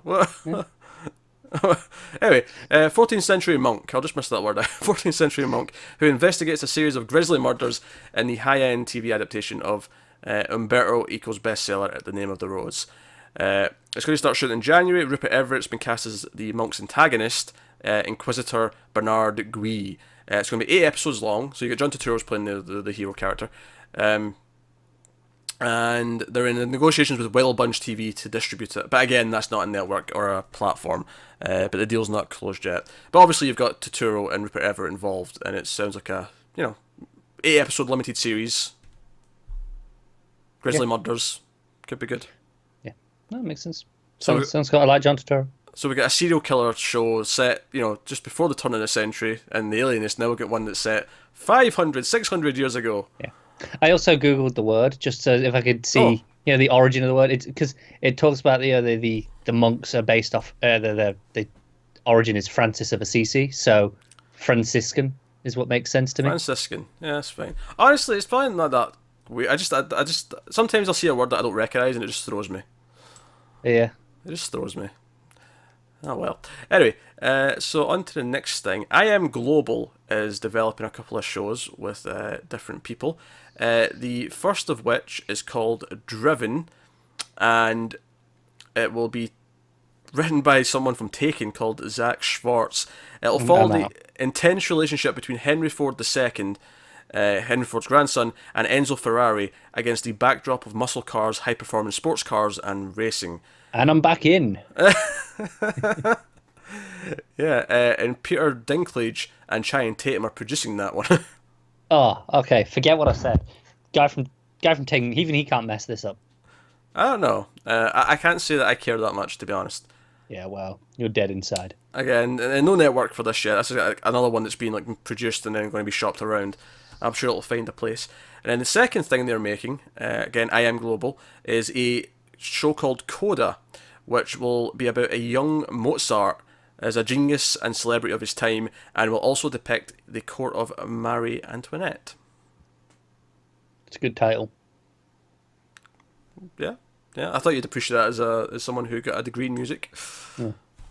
I think Coda obviously is a word that people are familiar with anyway, but when I hear it, I jump to the musical term, but it's rarely actually talking about that when I read it or something like this. So I was a little bit surprised when then you went, "Oh, Mozart." As long as you're impressed. Just surprised me. I don't hear it very often in that context. I have no idea what to expect from that. Like, I have no idea what the tone will be, if it'll be... So it's all down to quality, isn't it? Yeah, pretty much. My pop shield's at a different angle of my mic, and it's really bugging me. There we go. It looked off on the camera. Now it's at the same angle. I hope someone just rewinds and goes and looks at that now, because no one will have noticed. Yeah. But now you've pointed it out, someone will go back and go, yeah, it was off, you prick. It's the sort of thing that bugs me. It won't bother most people, but it bothers me. Yeah.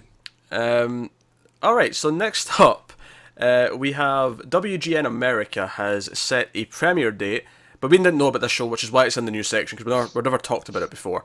It's called Bellevue, and there's a trailer that went out with it. Now, the trailer I didn't make you watch. I watched parts of it, and the reason why I didn't make you watch it is because it's not really a trailer, it was more of a featurette with clips in it. Like, those actors talking and interview bits. One of those. Yeah, so it wasn't really a trailer.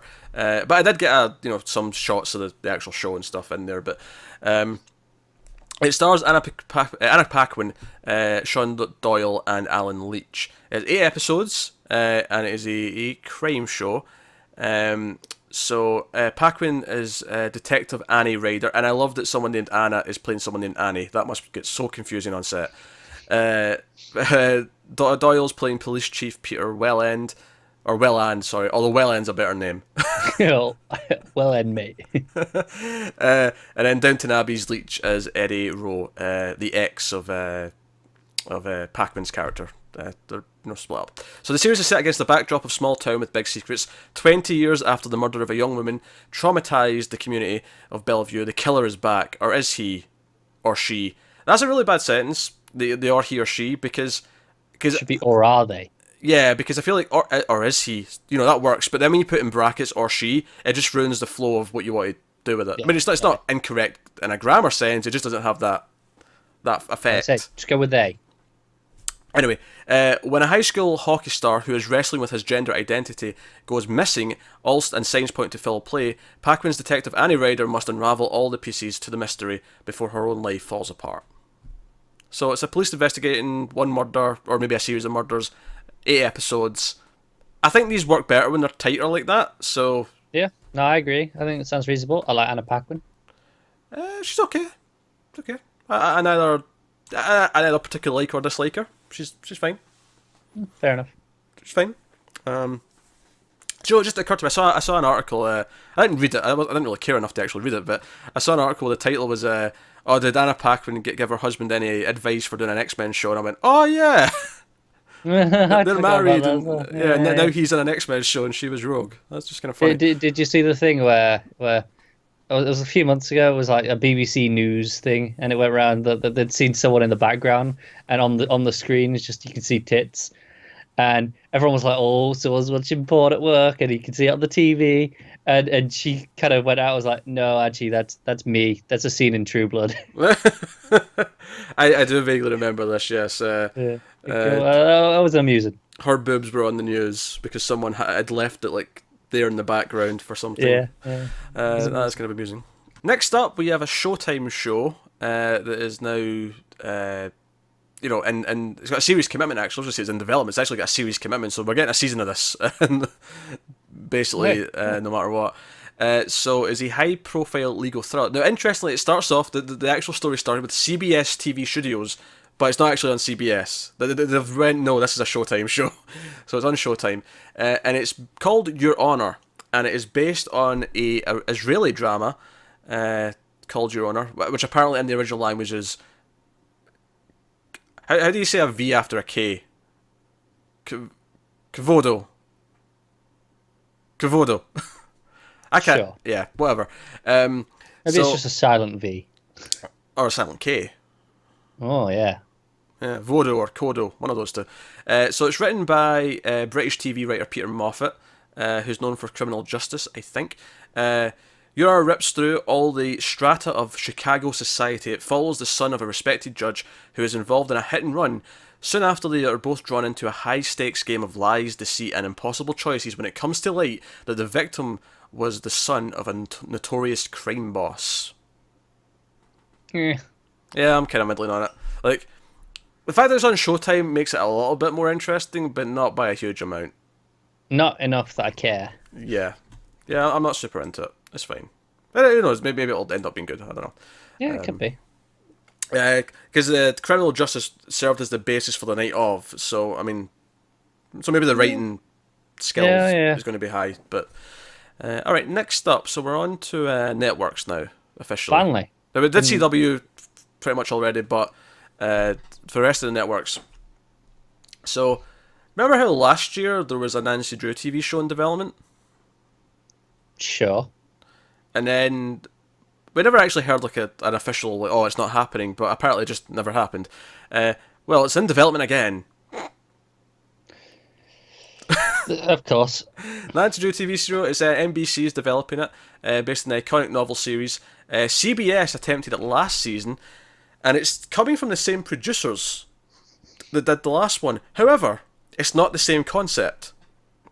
The premise has completely changed. It's the same people that are trying to make it. Oh, they're insistent on making something Nancy Drew, aren't they? These guys, whoever they are. But the premise is completely flipped and whatever. So the concept last year for the CBS version from these same people was it would have focused on Drew, who is now an adult who works as a detective for the NYPD, where she investigates and solves crimes using her uncanny observational skills, all while navigating the complexities of life in a modern world. Of course, it was a CBS show. Yeah, it was very generic and very iffy sounding and kind of right. So the new one on NBC, you'd presume this was going to sound better. We'll see if we think it does after I say it, right? The new series follows the author of the most famous female teen detective book series, who is thrust into a real-life murder mystery. In need of help, she turns to her two best friends from childhood, who were the inspiration for all those books, and the women who have a real axe to grind about the way their supposed best friend chose to portray them all those years ago. This sounds to me, I don't know if you saw it, the show Fleming. I think it had Dominic Cooper in. No. And it was, Ian Fleming who wrote the James Bond books. Mm. And it was basically, obviously he did a bunch of stuff in the war and stuff anyway, but it was just basically this premise where, it's kind of that thing where they have to do what their character does. Galaxy Quest. Yeah. Yeah. Sure. Well, I was putting more recent into TV terms as well. Although is that TV show still happening? Yeah, it's in the works at Amazon. Oh, okay. But yeah, so it sounds better than the CBS show does. It does. I'll give it that. I don't know if I'll like it. Still not particularly interested, but it sounds better. It does sound better. Yeah, I can give it that. Next up, NBC. Reese Witherspoon's producing a drama. It's called Delivery. It is based on the real-life experiences of series creators, writers, and producers Kristen Newman and Rob Wright.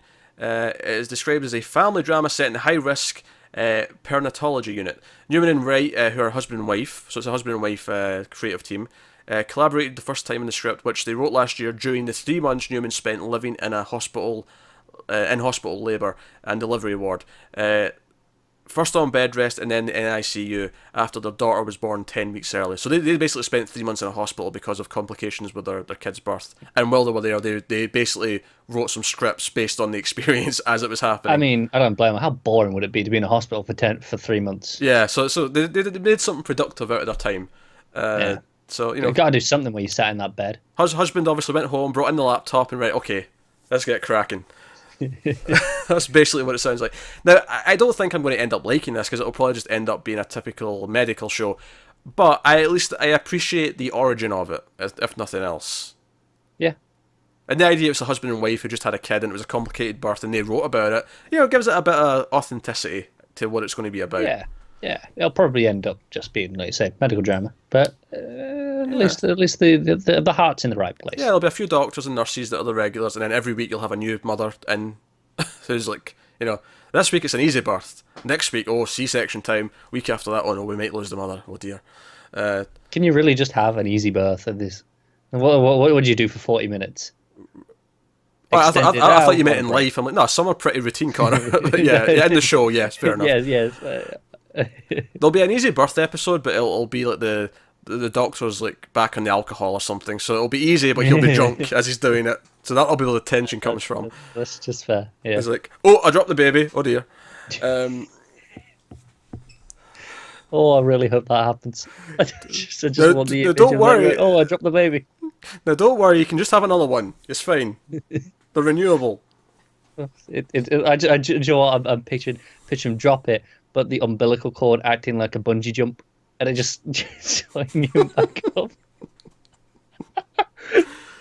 There's been more ridiculous things. I don't know if you've seen that famous clip from an episode of ER where a dog steals a heart from a cooler. I don't think I have, but I want to. Someone trips and drops in the cooler, which is carrying a heart for a heart transplant, lands on the floor, and this dog comes up and grabs it and runs off with it. And that was like the plot of an episode.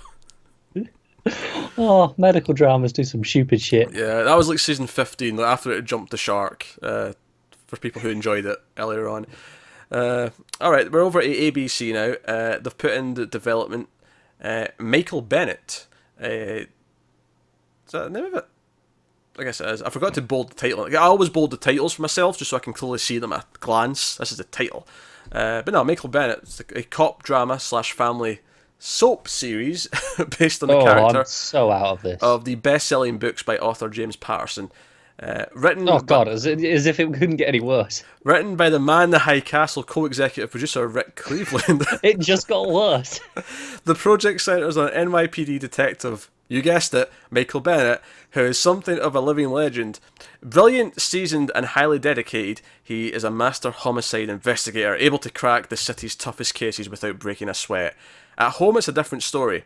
Following the death of his beloved wife years earlier, Bennett became the single father to a diverse brood of not one, not two, but 6 adopted children.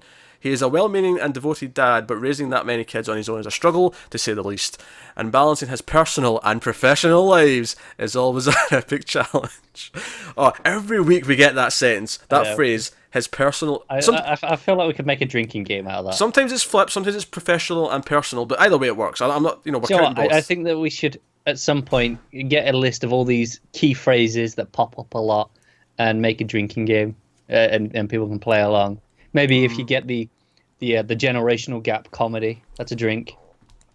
We need to change it every season because there's always a couple of themes. Yeah. What's the one at the moment? This year it's conservatives feeling out of place with everyone else, or vice versa, and Silicon it's immigration. Valley. That's one. Silicon Valley's one. Yeah.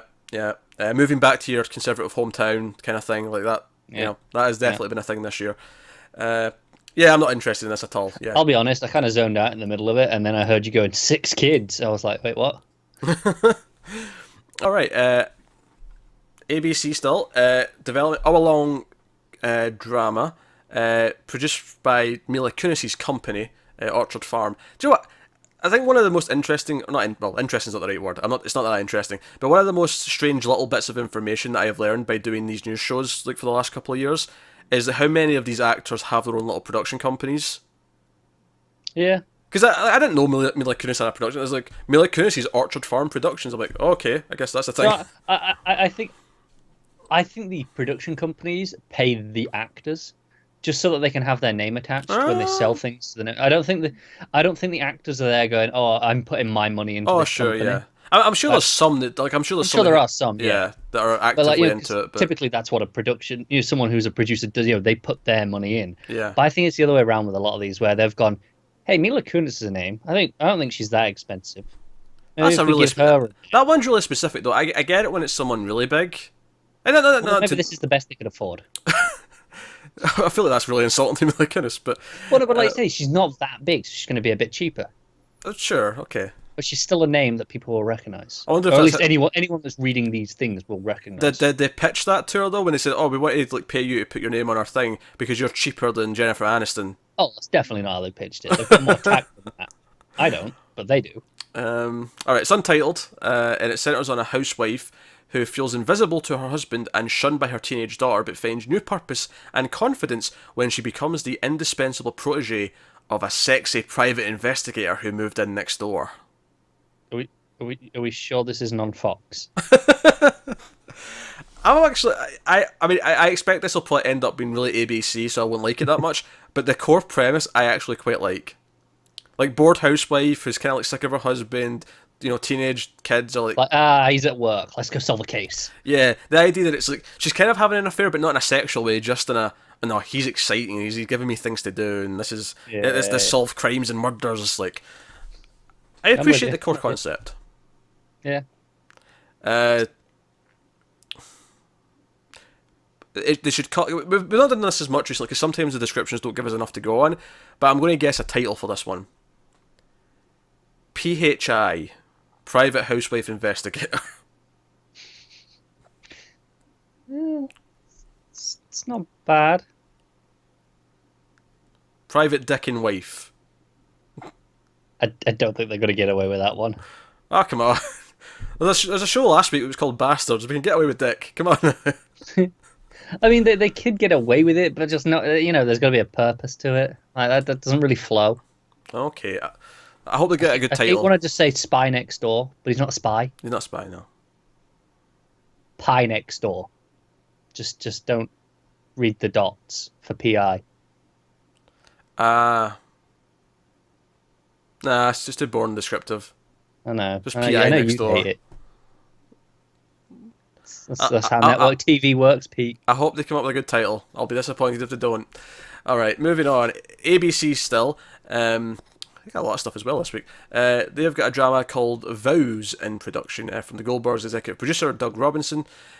Told through the POV of 4 diverse and interconnected couples, Vows explores the whirlwind road to the altar and the profound journey that begins after we say I do. It's a modern look at love, commitment, and the enigma that is marriage. Do you know what I think this is? Just based on the language of how they described that. Not the premise itself, but how they described it. It's there, This Is Us. Exactly. That's exactly what I was going to say. I know. It's so obvious that's what they're going for. It's like they got 4 different couples, so they'll all meet, I'm sure, but like, I just remember from that This Is Us pilot how they were all kind of separate, and we didn't realise how they all connected, but then they did. And then this is kind of like, it's just, the enigma that is marriage. Like it's going to have that tone. They want their This Is Us, which makes sense because This Is Us was like such a breakout hit. Smash hit, yeah. Yeah, it's doing insane numbers. NBC's basically back on top of the world with this show. Yeah, they renewed it for 2 seasons at once, which never happens on network TV. That's it's the biggest hit they've had in like years and years. Yeah. So that's. But I mean, I think it's really telling where I heard that description just once. Then it's like, yeah, it's This Is Us. That's what they want. That's what they want. Yeah. So. Fox, we're done with ABC. I mean, they had their fair share. We have one Fox show. They've given a pilot commitment to a thriller called Operation Nexus. It's a good title. Produced by Danny Strong, who, by the way, played Jonathan in the hit television show Buffy the Vampire Slayer. Do you know what? I wanted to mention that earlier. I didn't intentionally. We were talking about how, your names are what you get on the tin for network TV. I think that's a prime example, because they could have called it just Buffy. But, they were, no, we want to make sure that people know it's about vampires. See, that one works, because she's got a weird name, and B, it's like a vampire, like a girl's a vampire, so like it's poking at what it is. And, I get it. I'm just saying it's another one of those where it's like, okay, I know what this is because I've heard the title, I know what the show is. And Angel works because, again, it's a weird name, it's a cool name. I have a problem with any movie or TV show that has just a character's name as a title, when it's just a regular sounding name. I hate it with a passion. It's so boring. Lucy, it's a shit title. No. What about something like Lucifer? Because that's technically a character name. Right? No, that one works because Lucifer. Lucifer has meaning. But it would be like, and they actually did end up doing this with the 4th movie, but or actually 5th movie now I think about it. But Jason Bourne, that's a shit title. Don't call your movie Jason Bourne. It'd be like calling the new James Bond movie James Bond. No, don't. Just don't. I'd really like to hear that song. Because they always work the title into this. The title is also the name of the title song, and it's like it's all about that, whatever it is. I want to know what the one is for just James Bond. This ain't no saving in bonds. It's just a spy named James Bond. But he will save you in a pinch. I really hope we get a good song next time. I'm really down on the last couple. I could not care less. Skyfall was alright. Spectre was shite. Not the movie, the song. I could not care. I could not care less about the next James Bond movie, let alone the song that plays during the opening titles. The best James Bond introduction, you have the thing where he walks across the screen, it's in the circle, and he turns and shoots the gun. The best version of that ever was not James Bond. It was Jason Voorhees in Friday the 13th Part 6. I haven't seen this, but now I want to go and track it down. Yeah, you want to see it, don't you? I do. I need to see this. I should really be going to bed after we finish this, but I'm not. I'm going to go and find that. You're going to go Google the opening of that, yeah. So, what was it? I've no idea. Operation Nexus. That's the one. Danny Strong, yeah, we got to the Buffy thing. That's what. I just wanted to mention that Danny Strong is producing so many shows that he's basically just handing me the Buffy reference every week. He is. Insane. Danny Strong is his own production company. Yeah, it's the NYC set Nexus joins. This is his 4th show that he's got in production at Fox, or in development at Fox. He's also got Stranger Conditions, which is a medical drama, and then he's got 2 legal dramas, Midnight Lawyer and Infamy. So he's got those ones. Is this the cop with a twist one? Operation Nexus centers around the courageous but nowhere near perfect members of NYPD's Counter-Terrorist Unit, the largest municipal anti-terrorist division in the world. That's it. That's your title. Didn't we have a counter-terrorist show recently as well? Oh no, it's Bomb Squad. I'm thinking. Oh, we had Bomb Squad. Yeah. Yeah. You can see why you connect those two in your head, though. Yeah. They're kind of going. Oh, it's kind of a cop show, but a little bit with a bit of a focus. Yeah, it makes sense. So yeah, that's Fox. Just man, Danny Fox Strong. Gonna Fox. Yeah, Danny Strong and Fox. They're like. Do they have an agreement? I don't know, but if they don't, then they're basically, it's kind of like a couple who are living together for a long time, but they just keep not getting married. You know, you've been living together for 15 years, just get married, god damn it. Also, I feel like with the amount that he's giving them, he should at least get a bonus, and if not, he should get a deal, just so he can go, look, I'm giving you all this stuff anyway. I want something extra on the top. Maybe. Otherwise, I might go see ABC about one of these. All right, so we're on to CBS, which obviously means we're winding Almost up, done. Winding down rather, I should say, not winding up. So CBS, first show we've got from them is called Whistleblower, which it honestly is a fine name, but it's one of those things where it's been used so many times that I now roll my eyes at it, and especially on CBS where I can just I can almost sense the show.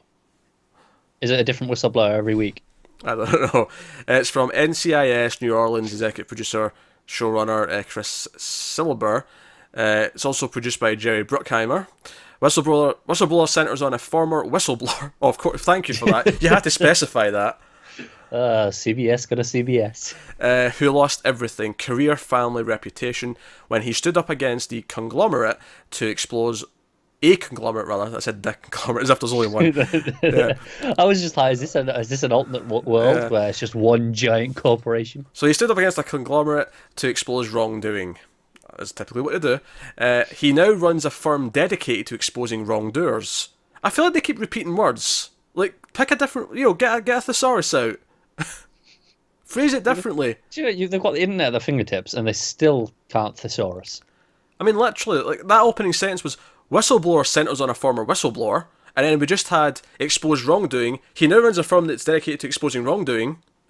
Like, yeah, it's pretty shoddy. And they protect those who have the courage to stand up for what's right. Blah blah blah blah. We don't care. Let's move on. It's whistleblower invites in whistleblowers every week, and then they whistleblow. Well, they whistleblow in their whistleblowing. Pretty much. Base. Yeah, no, we won't touch it. The porn parody writes itself. It does. So but see, to get a porn parody, people need to care in the first place. Someone needs to have at least heard of the original. No one's going to hear of this because no one's going to give a shit. I'm going to Google porn parodies in a minute, and I'm going to find some really weird shit that no one cares about. I bet it exists. You do you. How you spend your evening after I go is I bet up to it you. exists. I bet it exists. By the way, I mentioned Nightmare on Elm Street earlier. I just want to bring up that my favourite porn parody title of all time is A Wet Dream on Elm Street, because it's fantastic. That is actually pretty good. I feel like the art of porn parody titles has really dwindled in the last couple of decades. It is. All the old ones from the 80s and 90s had great titles. Yeah, they really played it up and got we got a good pun out of this. I think it's titling is an art form, porn parodies is another art form, and both are a bit stagnant right now. Yeah, Clockwork Orgy, it's a good one. That's good. Yeah, it's not bad. Anyway, so the last bit of news this week, also CBS. much like Nancy Drew, although this one didn't actually specify. I actually sat and thought about this and went, wait a minute, this was in development last year with a different premise, and now it's in now it's in development again. So I don't know who was doing it last year. It might have been a different network, but it's CBS this time. We've got a reboot of Magnum PI in development. Oh, I remember that because we were going. No, last year wasn't it his daughter? It was his daughter. That's why I remembered it. Because we wanted her to have the mustache. Yeah, it was his daughter is now the main character. That was the premise, and this isn't. This is not that at all. So well, this is. I think it was CBS then as well. Actually, was it? So yeah, it's someone from Hawaii Five-O and MacGyver who's producing. Oh, okay, never gonna. I say I'm never gonna watch this. We're gonna have to watch the pilot because it's Magnum PI. Yeah. So it's described as an updated version of the original series. So this is actually just like a remake, this one. It follows Thomas Magnum, a decorated ex-Navy SEAL who, upon returning home to Hawaii from Afghanistan, so obviously they've updated it, repurposes his military skills to become a private investigator. With help from fellow vets Theodore Tacey Calvin and Orville Rick Wright. That was a nickname, by the way. Rick was a nickname in the middle of that. Because TC is obvious, because TC is obviously just the guy's initials. But why is Rick a nickname? I don't. Whatever. Because no one wants to call him Orville. Because they might think he's got something to do with that shitty show on Fox. No, maybe he's in the original show. Maybe there was a reason for Rick. People who've watched that show probably know what it is, but whatever. As well as the disavowed former MI6 agent Juliet Higgins, Magnum takes on the cases no one else will, helping those who have no one else to turn to. And then it just adds on at the end, Tom Selleck played the mustached Magnum in the original series. Look, if he does not have a mustache, this show is dead on arrival. Yeah, I know. And that's what we were saying last year about the daughter. The daughter still needs the mustache, because otherwise it's not Magnum. This is the thing, like you know how like you get your people, potentially racist people, and I say potentially, I won't throw them all under the bus completely, but the potentially racist people who cry every time there's like a change in race, from an adaptation or whatever. They'll oh, you're making someone black, you're making someone Asian, this is an outrage. I am okay with all those things, because the simple truth is that there are a lot more white characters on TV and in movies and stuff anyway. Unless it actually matters to a character. It doesn't. Yeah, it's fine. But yeah, but the point, even though this sounds like a serious conversation, I'm leading up to a joke. Look, yeah, I figured. Don't care about any of that. That's all fine. That is all good.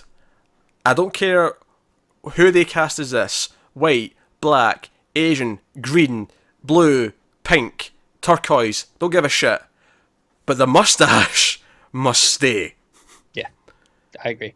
It's one of the few times I've been really annoyed by a change of a character's appearance is Harry Potter and the Cursed Child. When they did the play.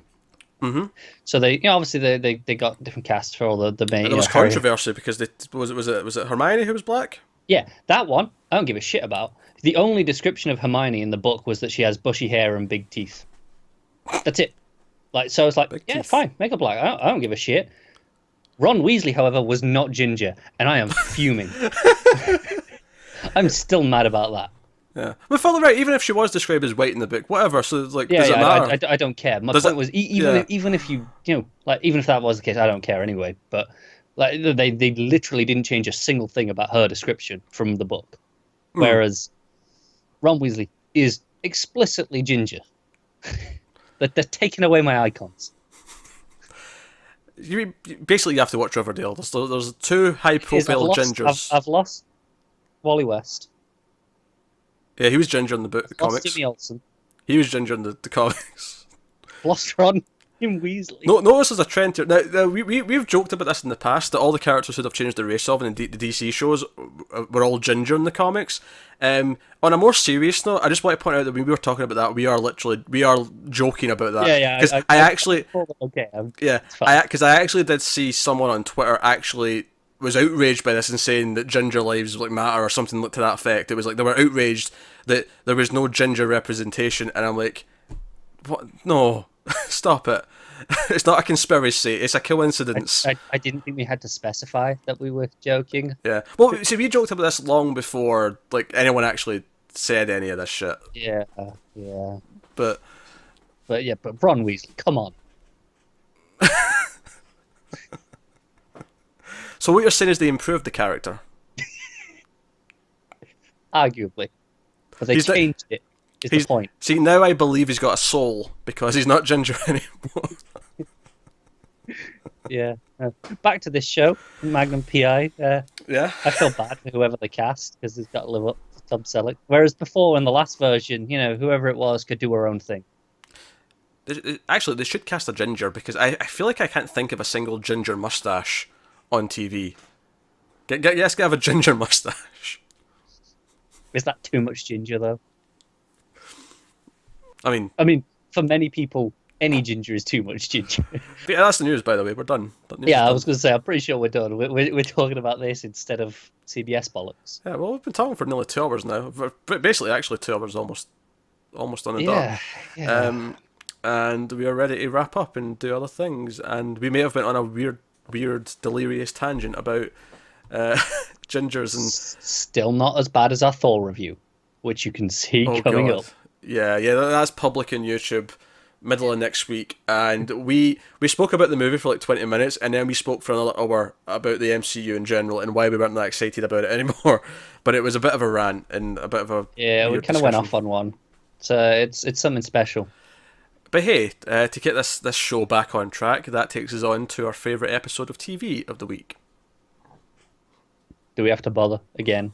I know I said this last week. You can pick your second, and yeah, you pick your second, and of course, if you watched any of the DC shows so far, you can also include that in the running. Oh, okay. So obviously we were just established. Mr. Robot's won, but yeah, Mr. Robot is both our picks. We don't even have to think about it. It just is. It was fantastic again this week. But it was your second choice, just so there's actually some thought process. Do you know what? This is the thing. You've kind of sprung me something. I hadn't thought about it because it was Mr. Robot. I don't need to think about it. Normally, I spend a few minutes thinking. But I don't know. Maybe. I'm probably with the Deuce, but... See, I was thinking that, but I was thinking maybe an episode of Mindhunter. Oh, yeah, that's a good point. Which one? I wasn't thinking Mindhunter, but it's weird because we've watched 5 episodes of it this week. Yeah, that's the problem. So I was thinking, it's like, okay, that's been really good. One of them, I think I've been enjoying more than The Deuce. Okay, that's fair. More than this episode of The Deuce, at least. Yeah. Still a good episode. Maybe episode 4 of Mindhunter? Yeah, I think 4. Maybe episode 4. It's a weird thing to compare it, though, and say that's, It is. That's the one. Because it has the benefit of, like... Yeah, but we built up to that episode all this week as well. Like, everything about it was this week. Right, it's kind of unfair, isn't it? Yeah. I don't know. Oh, well. I'll go with that anyway. Mr. Robot wins. That's the important part. So there you go. That brings a delirious end to this long edition of news. For the record, I had 13 pages this week. I had a lack of sleep. 13 pages, which is probably the most we've ever had, honestly. Because as I was doing it, I was thinking, there's nothing super... Because, a few weeks ago we had like 5 giant, big headline-grabbing shows in the middle. This one didn't really have that so much, but there was just so many comedies and dramas from the networks that it just filled out. Yeah. So here we are. That brings an end to this week's news. So, to wrap up, obviously like, subscribe, let us know what you thought of any of this news in the comments and stuff. But in terms of plugging other things, I would obviously Mindhunter reviews are going up, check those out. Maybe catch up on our thoughts on season 1 of Stranger Things, because we're getting pretty close to season 2 of that. We mentioned the Thor review, which is coming up. I will reiterate that Screams After Midnight, the horror movie show, we've been doing lots of extra episodes for that. I have particularly been enjoying our top 100 horror movie videos. We're doing that in 4 parts. The first 2 parts are already up. Yeah, I don't like... I'm not on Screams After Midnight, but so I've actually listened to the first part of that, and there's a nice friendly rivalry between him and Tim. Yes. Well, he starts with one of the worst, most stupid movies ever, and then he expects me to take him seriously for the rest of it. Yeah. It's baffling. I will be checking out the rest when again time. There was. I mean, actually, I should point. The only reason I managed to check that is I actually checked it out because of the audio version that we have now. Because I was like, I can listen to that on the bus. That's true. There's an audio version of Screams now you can check out. If you search Melfuzz TV on your podcast app of choice, you should find everything we've got in audio form. Not everything is, but there's a lot of it. The movie shows definitely. A couple of TV shows are. And obviously our comics podcast has always been audio. We've always had that as an audio format as well. So yeah, anything you want to plug or sort of say, hey, check that out, that was a fun conversation, or... I'd say watch out for the episode of Star Trek Original Series that goes up this weekend. That was a fun episode. And I think we had a nice discussion on that one. That goes up in a couple of days. It was the first appearance of Spock's parents, so it's a notable episode in that sense. Yeah, that goes up. Yeah. That goes up Sunday usually. Those go up. There you go. Last week it was very late Sunday because I'd just forgotten to do it until like very late in the day. That was my bad. But it was, it was ready to go. It was still there. Sunday. Still Sunday. Yeah, still Sunday in some time zones. So. Definitely not in Australia then. Not in Australia. Australia might have been Tuesday by the time I got it up. But the Pacific Coast, it was still Sunday. All right. Okay. Pacific Coast was still Sunday. We're all good then. That's what Netflix goes by. That counts. So check stuff out. If you want to support the channel, you want to support the show and everything, head over to patreon.com/MailofUsTV. We're actually getting really close to the first goal, which is to do a second news show a week for movie news. Scarily close if we're going to go 2 and a bit hours on that every week. Oh, geez, I know. Especially since there'll be a lot more trailers to talk about in that news show. Yeah. Which I'm actually kind of... I do kind of... Like, the one thing I miss about when I used to do it in the... When 121 Gigawatts was more of a movie podcast with Matt, and we just review movies now, but when that was more of a thing, the one thing I do miss is actually, like, doing the trailers every week, because you'd have, like, 3 or 4, and you'd, like... You'd sit down and talk about them, what was the best of the week. That'll be something that's definitely a feature on it. It's good fun. Which means Connor's going to have to start watching trailers again, because he typically avoids it. I don't necessarily avoid them, I just don't bother. Oh, okay. So yeah, we're getting close to that though. We're very close to that happening. But yeah, so you can support us. There's other extras and stuff on there.